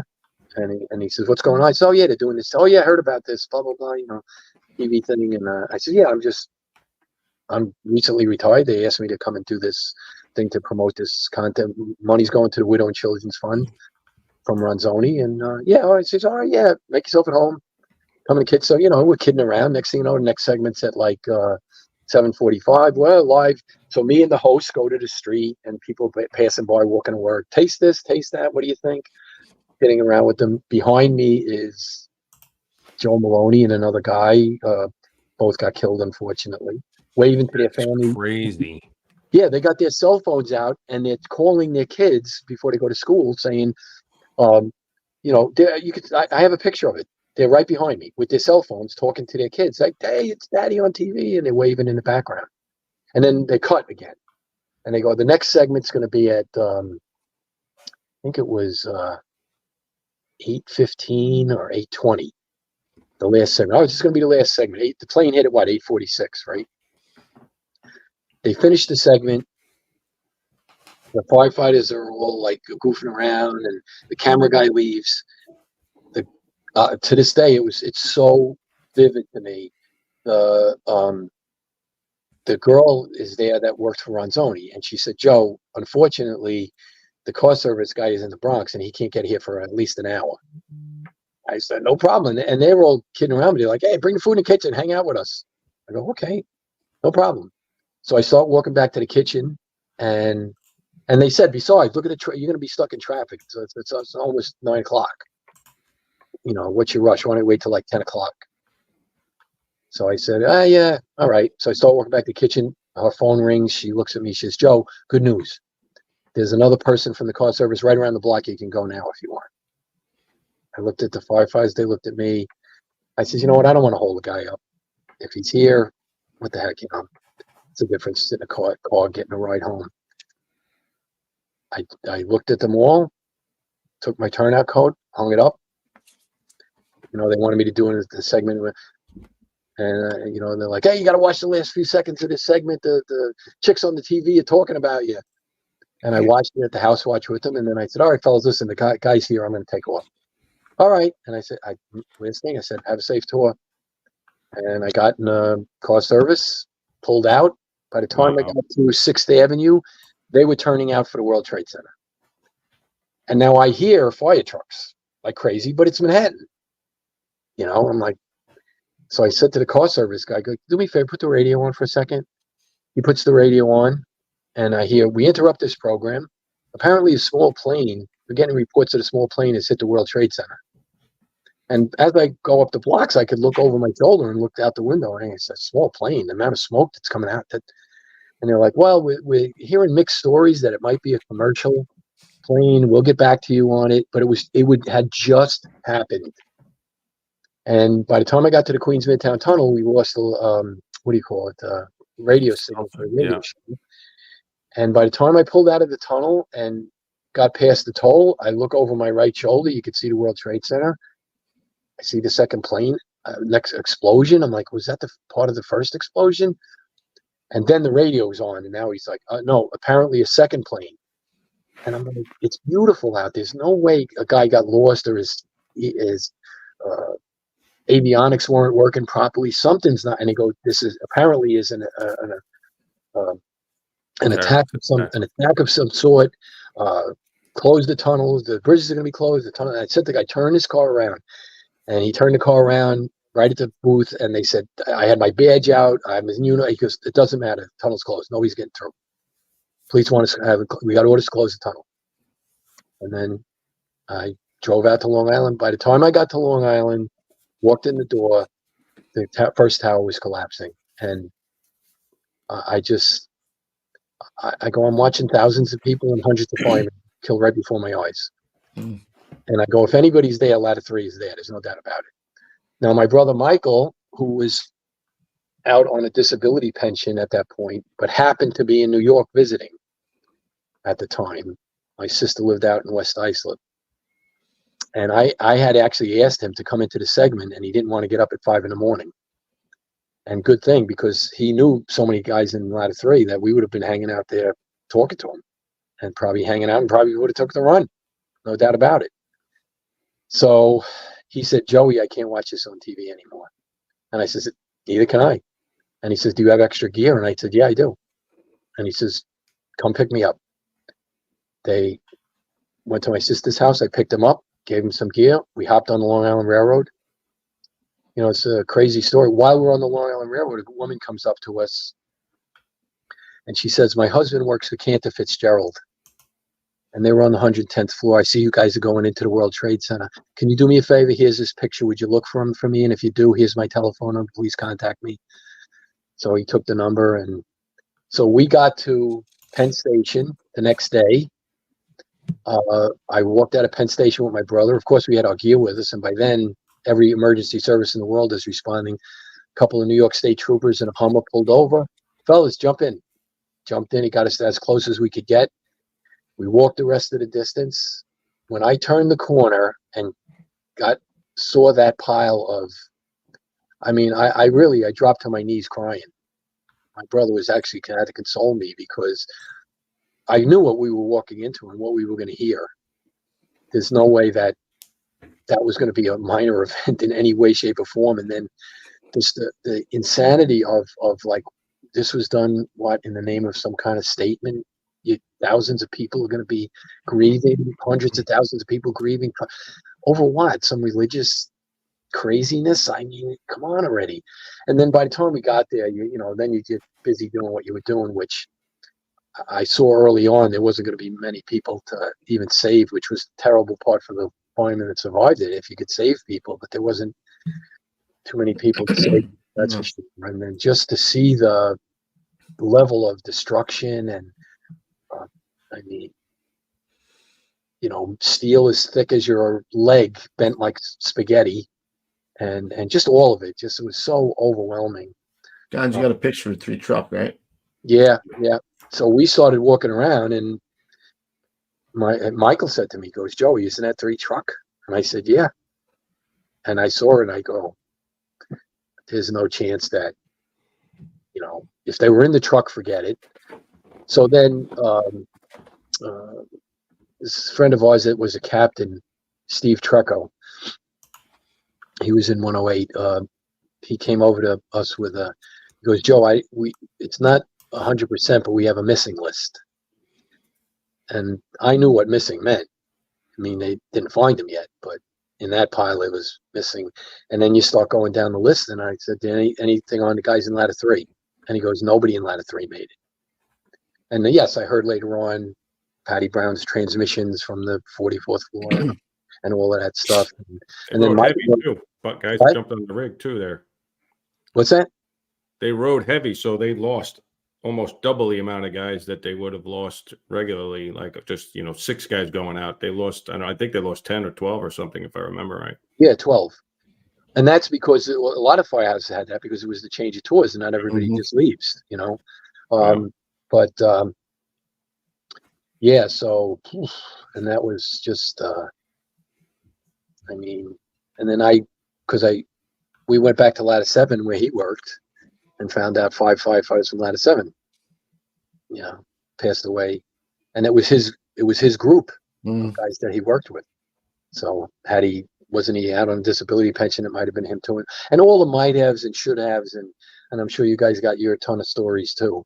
But yeah, I was I couldn't believe it I knew when I saw the truck, and I believe out of the 12 that passed away, they only found 2. I don't think they even found any remnants of anybody from a lot of 12. So what I did is, after that, because I had a tape of them alive that morning, I went and had tapes made, delivered it to all the families, and I go, this is their last moments.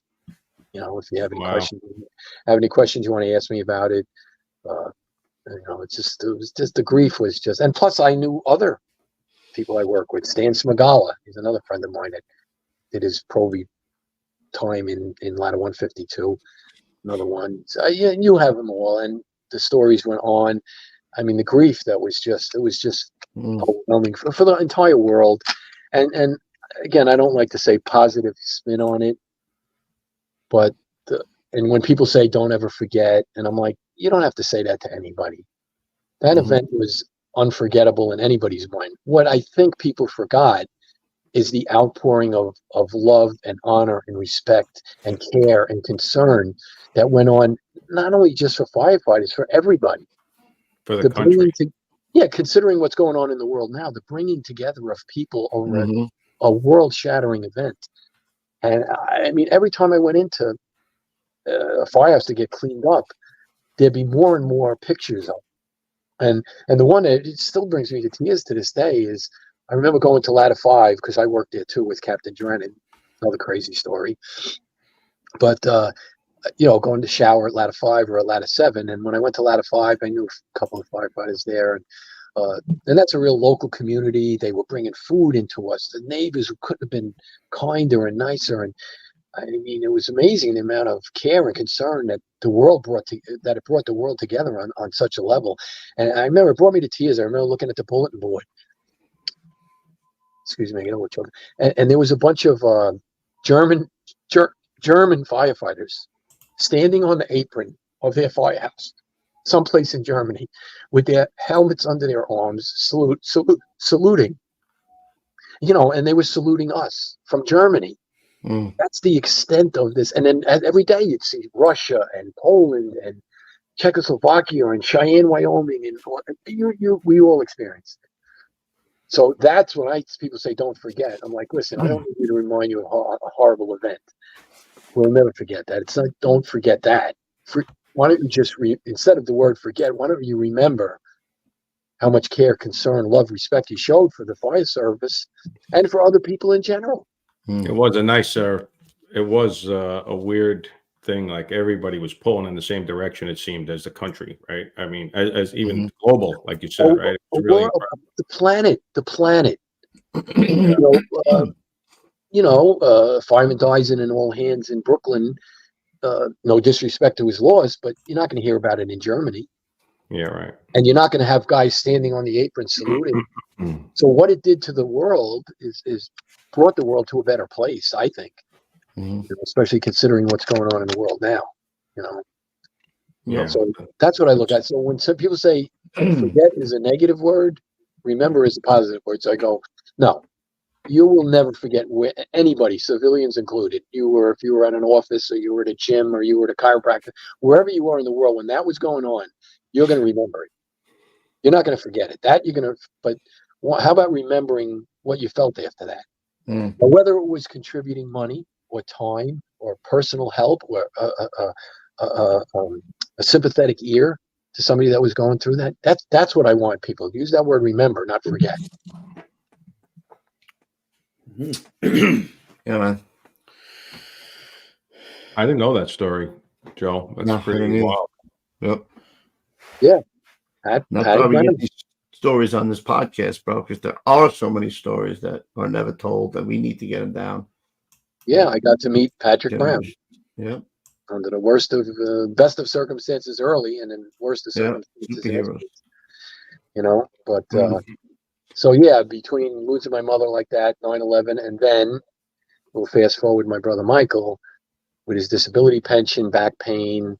He was having some personal struggles with his marriage, and you know, and like I said, we had a falling out with my father years before, and he was trying to make amends, and he really was struggling a lot. And then, but I never knew to the extent that you know, I spoke with him in July of 2012, July 31st, 2012. Dropped his daughter off at school. He walked to the Valley View Bridge, and he lived in Cleveland with his wife. Walked to the Valley View Bridge, had his phone with him, walked 8 minutes to the highest part of the bridge, and jumped off onto hard ground. Wow. Yep. And you look at his pictures, handsome, well-liked, great fireman, great sense of humor. You know, but me as a brother, and I was close with him. I mean, I had no idea that this was on the table as a consideration. So earlier on, you were talking about mental health, and I hope we get to do a show just based on that alone, just from my experiences with it. Also, trying to heal emotionally from that kind of a loss, and my mother, and 9/11. And I'm not making that a poor me situation, but and then to lose somebody to suicide, you know, a disease, an accident, or even, God forbid, killed in the line of duty. And I don't know if honor is the right word. There's some honor in that. And this is, and I say this gingerly because I don't mean to disrespect. Right, you want to disrespect your brother. I got it. Or anybody that's taken their life. Right, because at the moment that arrived, they had their struggles, but then they had a complete and utter mental breakdown to act on it. So I don't mean it in a way that it's disrespectful, but I think you can empathize with me. Listen, if he died at 9/11, I would have been grief-stricken to the end. But you could find some solace. You can find some, you know, closure. Right. Did what he loved. Right. He did what he loved. If it was me, I would have been in it. I would have did it willingly. Any of us searching for the why. You're not searching for the why. Yeah, and the why is like there's never a why, because you know I've talked to plenty of people, and I did a few podcasts on this already. You know, you can't say, well, he was in the middle of a divorce or a financial crisis, or he screwed up on the job.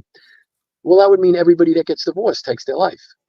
Everybody that gets foreclosed on their house takes their life. Everybody that has financial issues takes their life. They don't. But and that's where the bullying and the drawing the line for the senior men to stop the ball breaking, because you don't know where this guy's line in the sand is, where he goes home and says to himself, I've had it. Nobody likes me at work. I'm a lousy fireman, I'm a lousy father, I'm a lousy husband. Now I'm getting foreclosed. I'm better off dead. And listen, after my mother passed away, listen, it kicked around in my head a little bit too. I go, how am I ever going to be happy? I'm a fireman in New York City, and I wasn't even there to save my mother. And she died in a burn center. Now I got to live with this the rest of my life. Mm-hmm. But friends, help. I didn't get help right away. I waited 10 years to get help. You know, and I finally said, listen, and that's the hardest thing for a firefighter to admit.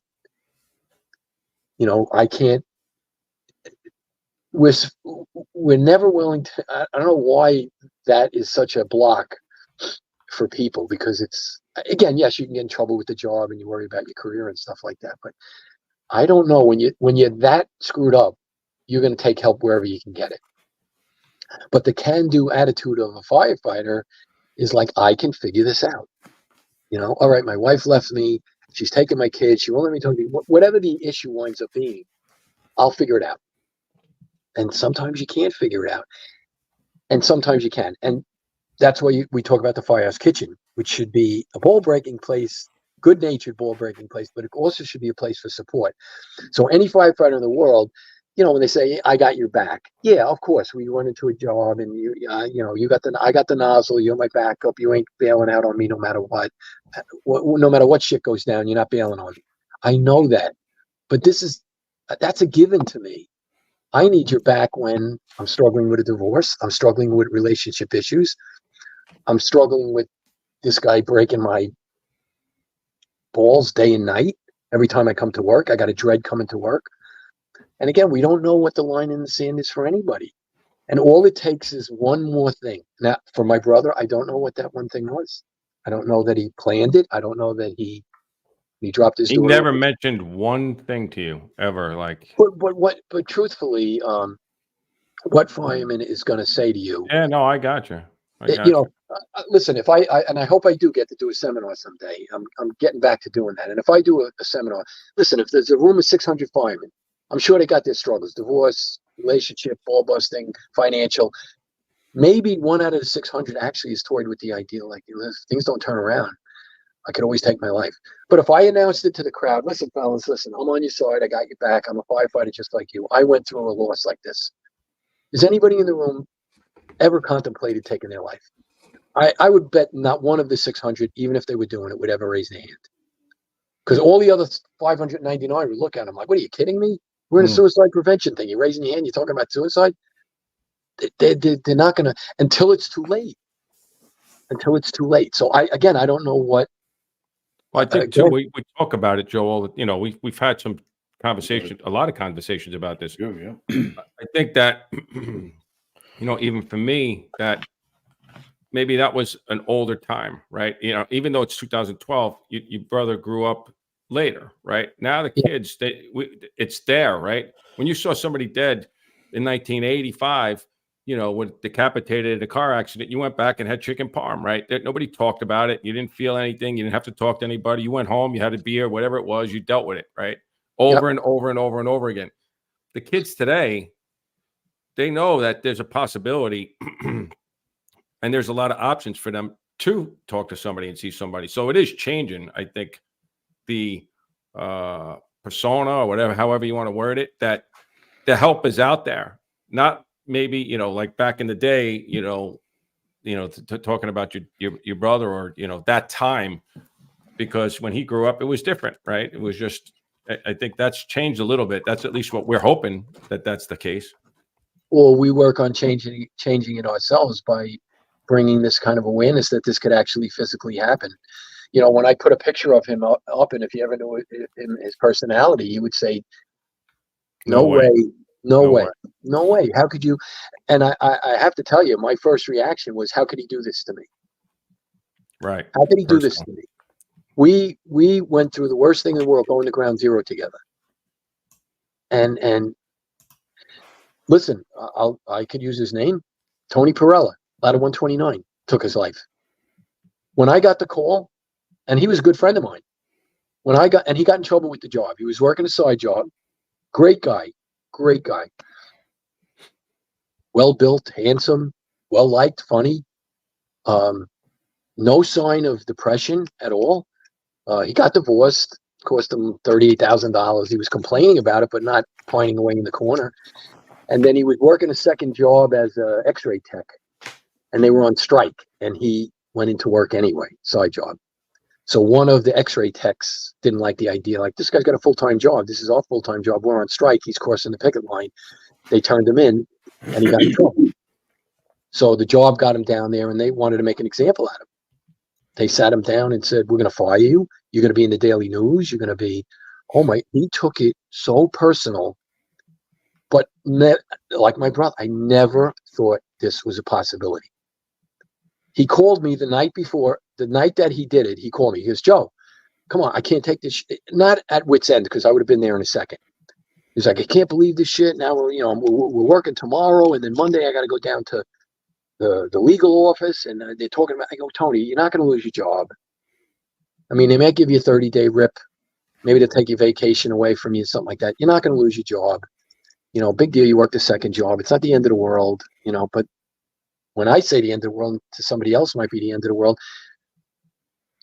If I knew that night, after I said, Tony, we're working tomorrow morning. I'll see you in the morning. I go, hang in there. But I know nothing about the phone call was an alert. And later that night, he drank a half a bottle of vodka. The way my brother did it and the way most of the people do it, it just sickens me to somebody to go to that extent. mechanically even to. Yeah, right. I got you. He went into his garage, took the time to duct tape all the seams of the garage, and started the car and sat in the car and went to sleep. And the next morning, we're all smelling, hey, where's Tony? Somebody stopped by his house on the way home. I never thought like they're going to find him. And sure enough. So my point is, you don't know how far along your mental state is. When I got the call, I was standing in the living room of my house. My brother Michael was right across from me. He met him. And I turned white. He goes, what's the matter? And I said, Tony Perella killed himself last night. And I collapsed crying in his arms. So he had that information. So 10 years later, you do the same thing, knowing how it personally affected me. And, listen, he had nieces. So I know what you're saying. It was a little less, mental health is a little less, not important, but in your face as it is now and available. It was a little bit even looked down upon, even people that have alcohol problems, he's going to what did they used to call it? Not the Rock, the farm. The farm. Yeah. Right.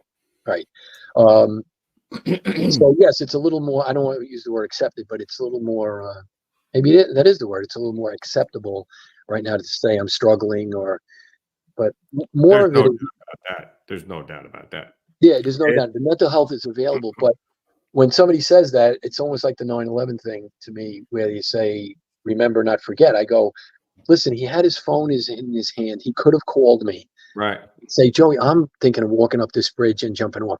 But just like I said, if you do a presentation, they're not going to tell you. What they can tell you, and this is what they say, look for, and just my personal experience from it is, number one I look for is when the sense of humor goes out the window.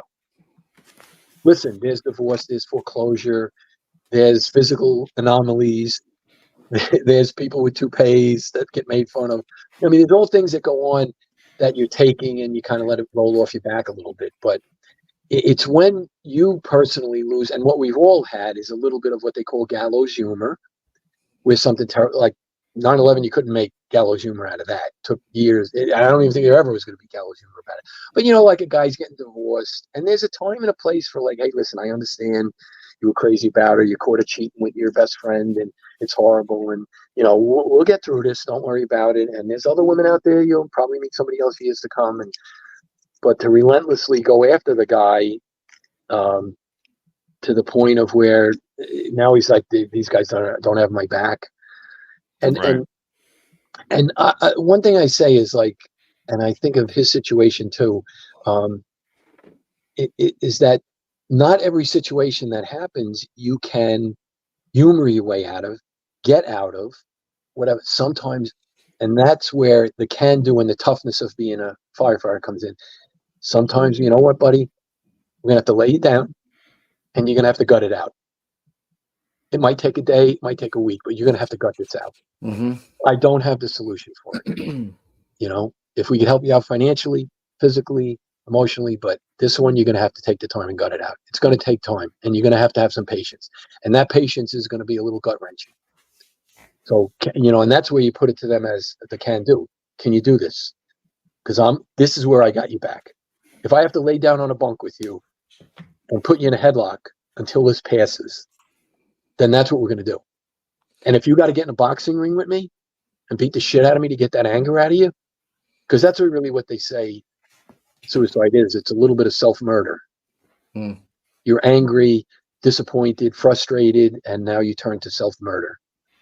So we got to get you past the point. And listen, I've seen it, like you said, when a guy loses his temper in the firehouse, he's got rage in his eyes. He's going to kill somebody until you calm him down. And then all of a sudden, like, what were you thinking at that moment in time? You weren't thinking. And that's really what happens. They're not thinking. Because I went to the spot where my brother took his life. The police officer took me there. I couldn't even walk near the fence. That's how dizzying the height was. And I'm like, he willingly walked to this fence and climbed over and just. Like, getting back to what you said, Joe, like the method boggles the mind, right? I mean, like you said, like the guy sat in the car, went to sleep, you know what I mean? Put some, whatever, had a scotch, but to go to that length, right, to do that. Or we had a guy in 288 after 9/11 who went home. He was coming. We worked with him that night. He got off in the morning. Gary Salentani. Yeah, it was the other way around. He was getting off in the day, and he said he actually said, "I'm coming in tonight. I'll pick up the meal. Let me know what you want." And he never came in. And then he went home and put a rifle in his mouth. Like. Mm-hmm. So we knew that, similar thing, and that guy was a funny guy. Like, there was like nothing. He wasn't angry. I mean, he was having issues with his girlfriend, if I remember right. But to do those methods, just like you said, when you're saying you're not thinking, like, holy That's mackerel. Not thinking. When I see people throw themselves in front of the train, because we go to a lot of them, you're like, dude, there had to be another way than this. I mean, like, throw yourself in front of the subway. I know, but you're of sound mind right now. That's what I'm saying. They're not of sound mind. They're not thinking rationally. It's what it is. Well, that's what I said. I go, listen, and you had to do it in a demonstrably horrible way. Why don't you just take a bunch of sleeping pills and go to sleep? Yeah. But I'm thinking, I have clarity of thought right now. So I said, listen, if I was going to take my life, I don't want to put a bullet in my head. I don't want to jump off a bridge. I don't want to hang myself. I'll just take a bunch of sleeping pills. I'll go to sleep. Yeah. Easy. But I have clarity of thought now. When they get like that, like, I have to act on this. I have to act on this right now. They're not looking to make a statement. They're just like, this is the quickest way and the fastest way. And they get to a place where they say their family is going to, I don't think they think who they're going to hurt, or they're gone. Their mind is completely gone for that brief period of time. I just watched a PBS special on the Golden Gate Bridge, and I think there was 3,000 people that jumped from the Golden Gate Bridge to take their life. 39 people lived, just miraculously somehow hit the water and wound up live. And they interviewed them, and every one of them, and I'll say this about my brother or anybody else, every one of them said, the minute I let go to jump, I said, what did I just do? I made the stupidest thing ever. Oh my God. Really? The minute they let go. Another guy said, I'm walking, and this is why when I think of my brother or anybody, well, him, because I know personally, one of the guys said, I was walking to the Golden Gate Bridge to jump, hell bent on jumping, calm look on my face. I'm ending my life today. I'm going to jump off the bridge. But if one person smiles at me on my way, I'm not going to do it. And he passed people and looked at them. Nobody smiled at him. And he goes, excuse the language, F it, I'm jumping. And he jumped. But he lived. By miracle, he lived. But his thinking was, all I need is one person to smile at me. And I'm not going to do it. And he went and did it. And nobody smiled at him. And he went and jumped. But miraculously, he lived. But almost every one of them. That's an incredible thing, Joe. Like to say, like in that 1 second after they're releasing, it's crystal clear again, right? Like, what the hell did I just do? I can't come back from this. That's it. Like I made a decision, and maybe I want to. The mind is a tricky. It can go to terrible. It can go to terrible places. Whether it's a relationship. Listen, I've had relationships go south and been devastated, and feel like it's never going to get any different. But again, and the other thing I read that really spooks me about it, and if I ever give a seminar like this, which I'd love to, is that they didn't think of it that morning. This has been in their mind a little bit, sometimes months ahead of time. And the way I kind of worded it is, listen, we've all had our struggles in life, whether it's relationships, financial, getting on the job, getting off the job, retirement, all the things that life can bring up, disassociation with family, friends, whatever. But what happens, I believe, is it becomes an option. It might be option 50. Like, listen, if my wife divorces me, I could always bounce back and, I'll meet somebody else. And if the house forecloses, I could work a second job and I'll figure out how to get another house. You always have a way of figuring it out. But then they say, if the divorce goes through and I lose the house and my kids don't talk to me anymore and I'm disrespected at my job and I can't seem to lose weight and whatever the things are, then they go, you know what? I could always just end my life. So now it's option 50. So the divorce goes through. Another guy at work terrorizing you. You get maybe screw up at a job or something. Now all of a sudden it's not. Now it's all of a sudden it's option 25, and it starts moving up the ladder. And now all you need is a few other things to not go right.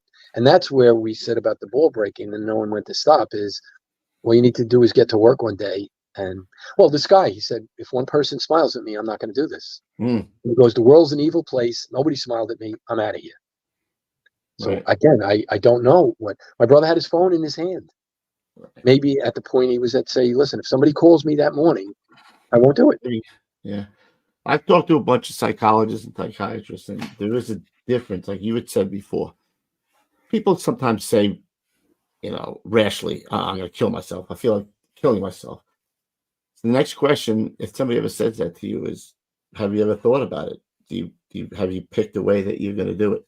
And that is the real red light. When somebody's thought about it and they have already gone over in their head how they're exactly going to do it, that's when you have to really step it up, because that's like lights and sirens right there. And I've talked to many doctors who said the same thing, And I alluded to before about the humor part, because that's, I distinctly remember saying to him in the months previous, I go, when did you lose your firehouse sense of humor? Really? And because he wasn't, sooner or later in the conversation, you get around to saying something funny. You know what? I got a funny story about that. His friend Bob Crow, who worked with him in Ladder 7. I know Bobby Crow. Tonka. Oh, you do? Sausage thing is the sumo wrestler, whatever we. Yeah. Bob Crow. He was good friends with Bob Crow. Sweetheart. What a great guy. What a great guy. But I remember, and he's pretty funny too. My brother called him up one time, and he said to him, and you guys will appreciate this in the firehouse humor and marriage part of it. He's complaining to Bob Crow. He's like, Bob, I can't believe it. I've been married like, 7-8 years already, and she doesn't want to do anything. She doesn't want to work. And since we had the kid, I'm not having sex anymore. And Bob goes, what makes you special? Why did you think none of this was going to happen to you? So he goes, what makes you special? So, but Bob was laughing about it. My brother wasn't. And I do remember in some of our conversations, that's what I was saying to him, whatever it was, even marriage, I'm like, he goes, yeah, but you're not married. And, it's different for you. And I go, well, listen, I've had disappointments with women. I've had disappointments with finances. I have disappointments with housing. But he started to chip away at the humor, just would never, and he'd go right back to, yeah, but, and then the basic attitude of life is to be positive. And that's where we talk about the Firehouse Kitchen. They either solved the problem, helped you gut it out, or figured out how you were going to fix it. And that can-do attitude is very helpful, but not in the mental health area, because that area you got to say, what's going on? What you like? Bob Crow tried to laugh it off. Like, what makes you special? You think it was going to be different for you? And he almost didn't get the humor of it. Yeah, but it's happening to me, and when it is, yeah, you gotta gut it out. I had some relationship issues early on in my career at 129. I'll never forget. They laid off of me. I have to give them that. And one of the guys said, Joe, the only thing is you got to put the time in. You'll bounce back from this, but you got to put the time. It's going to suck for a while. Yeah, you got to embrace the suck, man. Thank you. I was just going to say that. That's what the Navy SEALs guys. So yeah, if you're getting divorced, you're losing your house, job, whatever it is, it's going to suck. And again, things that happen to you in life that are bad, you lose your perspective. I mean, I remember that. You guys will remember it. You're around long enough. Remember the guy that blew away the medical doctor because he didn't get 3/4? Yeah. Mm-hmm. And they gave him half pay. But when you break that down, that situation, I'm just going to use round numbers. Let's say medical disability, he was going to get $30,000 a year. 3/4 disability, $45,000 a year. So for $15,000 a year, you went to jail for murder for the rest of your life and killed a human being? That's no different than suicide. He lost his mind. Somebody should have tackled him and said, what are you doing? So you're going to get $15,000 less every year. Right. Now you're going to get no money, and you're going to spend the rest of your life in prison. You get chased around by, some big man. Exactly. You're going to be somebody's boyfriend. I just wanted to, before we tie this up, I just wanted to respond to this, to my buddy. He's been lot of good comments from him tonight. Everyone doesn't talk about it. But on the odd chance, sometimes they do. Like Joe was saying, that guy was just waiting for one person to smile at him. So there might be an instance where this guy or whoever girl might try at least once to throw it out there. And if they do, and you happen to be the person, that's when you ask the next question, which is, well, have you really thought about this? Have you planned it out? How are you going to do it? So I agree with the fact that not everybody is going to say it, but there are people who are looking for that last grasp of somebody to tell them, maybe they shouldn't do it. So yes, and even though there are characters galore in the Firehouse, you can find. Listen, I found guys that were funny. I found guys that were sensitive. I found guys that were talented. There's guaranteed any Firehouse USA. There's a guy that that you can talk to. That's kind of on the same level as you. So go to that guy. He might reach out to you, right? There may be the chance. Yeah, go to that guy. Right. Maybe the other nitwit or Biff from Back from the Future. That's not the guy that you're going to go to. But I'm sure, and there were guys. You'll know the guy. You'll know the guy that you have. You'll know the guy, and you say that's the guy. Say, listen, I got to talk to you. And he may, that's the judgment call on the other party is to know, and we're not professionals at it. So that'd be the first thing I say, okay, what's going on? My wife was going to leave me. She's the kid. I go, this is going to have a solution. Let's look at all the one of the solutions isn't suicide. That's the thing you got to get in their head. I don't care what's going on. I don't care if you lose every dime you have. I don't care if your leg gets blown off. The solution is never suicide. No. We'll get a solution to it. We'll get you a new leg. We'll get you a new woman. There's a solution, and that's not one of them. So please tell me that that's not on your list, and we'll go from there. And there may not be a viable solution to this. So, then we're going to embrace the suck, and we're not going to make it last forever because it won't. But I got your back for the entire time you're going to need this, whether it's a week, a month, or a year. Good old school tip there, man. Well, we got to get to that, as a matter of fact. So you know what, Joe? We're actually thinking about doing another. We will definitely tag you in when we do our next mental health. Oh, that'd be great. Thank you. Yep. I got what's her name from Friends of Firefighters calling me, Nancy Carbone. So we're gonna do something. So we'll get you in it. But before we do, I think it's that time, Gons. It is that time. What time? Time for the old school tip of the day. We gotta get better at that. We're like all over the place. Yeah, we are. We're good. My old school tip of the day is I'm going to ask all the younger firefighters to listen to a song by Kenny Chesney called "Don't Blink." Oh, my favorite. Yeah. And he's talking to an older man who's like 100 years old. And he's saying to what's the secret of life and stuff like that. And he said, yes, care for the people you care about, especially your mother and father and people you work with and stuff. But he goes, you know what? 100 years goes faster than you think. And don't blink, because that's how fast it goes. So my advice, old school advice, is to these younger firefighters: when you walk in the firehouse and you smell that sweat and leather and smoke, inhale deeply, because it's a very brief period. You don't see it when you're 25 and you're 30. You don't see it. You're going to be like us now at night, sniffing the air for smoke, sweat, and leather. Oh, I wish I had that back.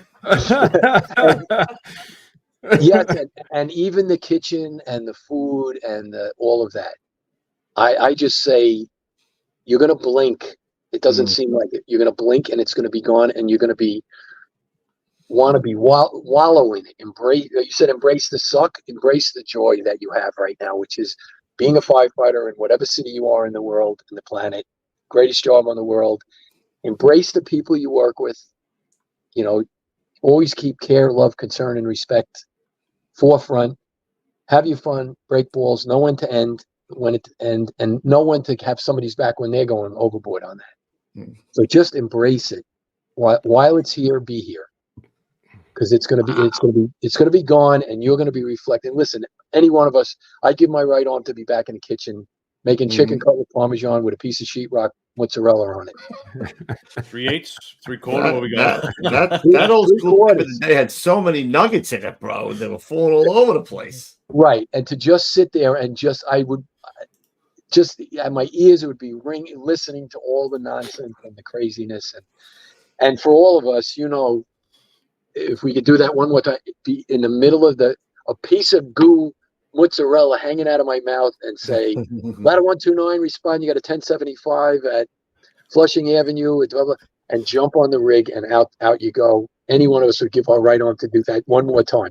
So you that are still listening, that are involved in it, embrace it.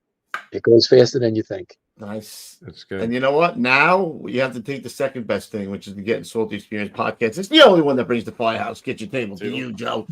So now you got to be an avid listener. I forget how the line goes in there, Joe, but he's talking about like what is the thing that you flip over with the sand? Hourglass. He says you can't flip it over and start again. That's what he says. Like as the sand is running out, you can't flip it over and start again. That's like the best line. Well, this is going to be a no-brainer, Gon. So play the old school health and safety tip. Okay, here we go. The First Responders Center for Excellence is a not-for-profit organization dedicated to protecting the lives and livelihoods of first responders. Their education and research initiatives aim to bring greater awareness and understanding to the challenges to the health, safety, and well-being of firefighters, EMS personnel, and other first responders, too.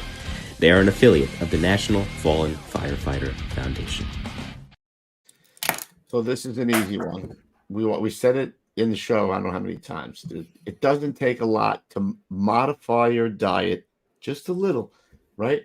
Add a little cardio, just a couple of tweaks, and get fit. And not only to do the job the correct way, but also, like we were saying before, you want to collect for 100 years. You want to be there for your family and your kids and your grandkids and everything that comes with it. So do me a favor, take the sheetrock off the chicken palm, maybe a couple of sprinkles. You know what I mean, Roof? Yep. How was it cleaning that tray after? Oh man. Because the seagulls. The seagulls pasta and the bread. You got to soak up the last of the sauce with the bread. Yeah. The seagulls got it. You don't have to clean it up. The seagulls got it. Yeah. All right. So Monday we're off for the holiday, right, Roof? I believe. Yeah. We'll be back on Thursday. Joe, great stories, man. I really appreciate it. I'll talk to you about doing a little cookie segment. He might be doing a cookie segment for us. Roof. All right, good. Man, you know I might come down for that one then. I'm gonna have to give him a couple of those. You know what I mean? We'll have to figure it out. No, you guys are terrific, and thank you for letting me relate the stories. And hopefully we reach somebody in the mental health department, and hopefully there's an older firefighter out there that's opening his nostrils and smelling sweat leather and smoke. Like, what are you doing? Like, sweat and leather. Smelling the leather and the sweat. And the smoke. Yep. Sure. Somebody changing his diet. Guys, fabulous job tonight, man. A lot of people saying you upped your game. Maybe you needed a little rest in Italy or something. I don't know what it was, but you come back. Maybe it was long. I've been okay. I've been doing okay. You just guys are losing touch. Maybe it was long dipping. You think so? What do you have, a chat line of people that like respond and say stuff? Oh, you didn't see him on the side? I mean, because you're on your phone. That's when you go back, if you want to watch it again, there's a couple ones I was trying to. A lot of people talking about the mental health. What a great show it was, Joe. So. Oh, good. Want to go back and watch it? You can see it. Some more. And check it out. Yeah, excellent. I was waiting to hear from some 129 guys saying they still got ptomaine poisoning. Nice. Have a great, safe holiday. Don't eat too much, and I'll see you on Thursday. Until then, stay low and go. All right, everybody. We'll see you at the big one. Thanks again, Joe. All right. Thank you. All right, guys. See you at the top floor, baby. Have a good weekend. Yep.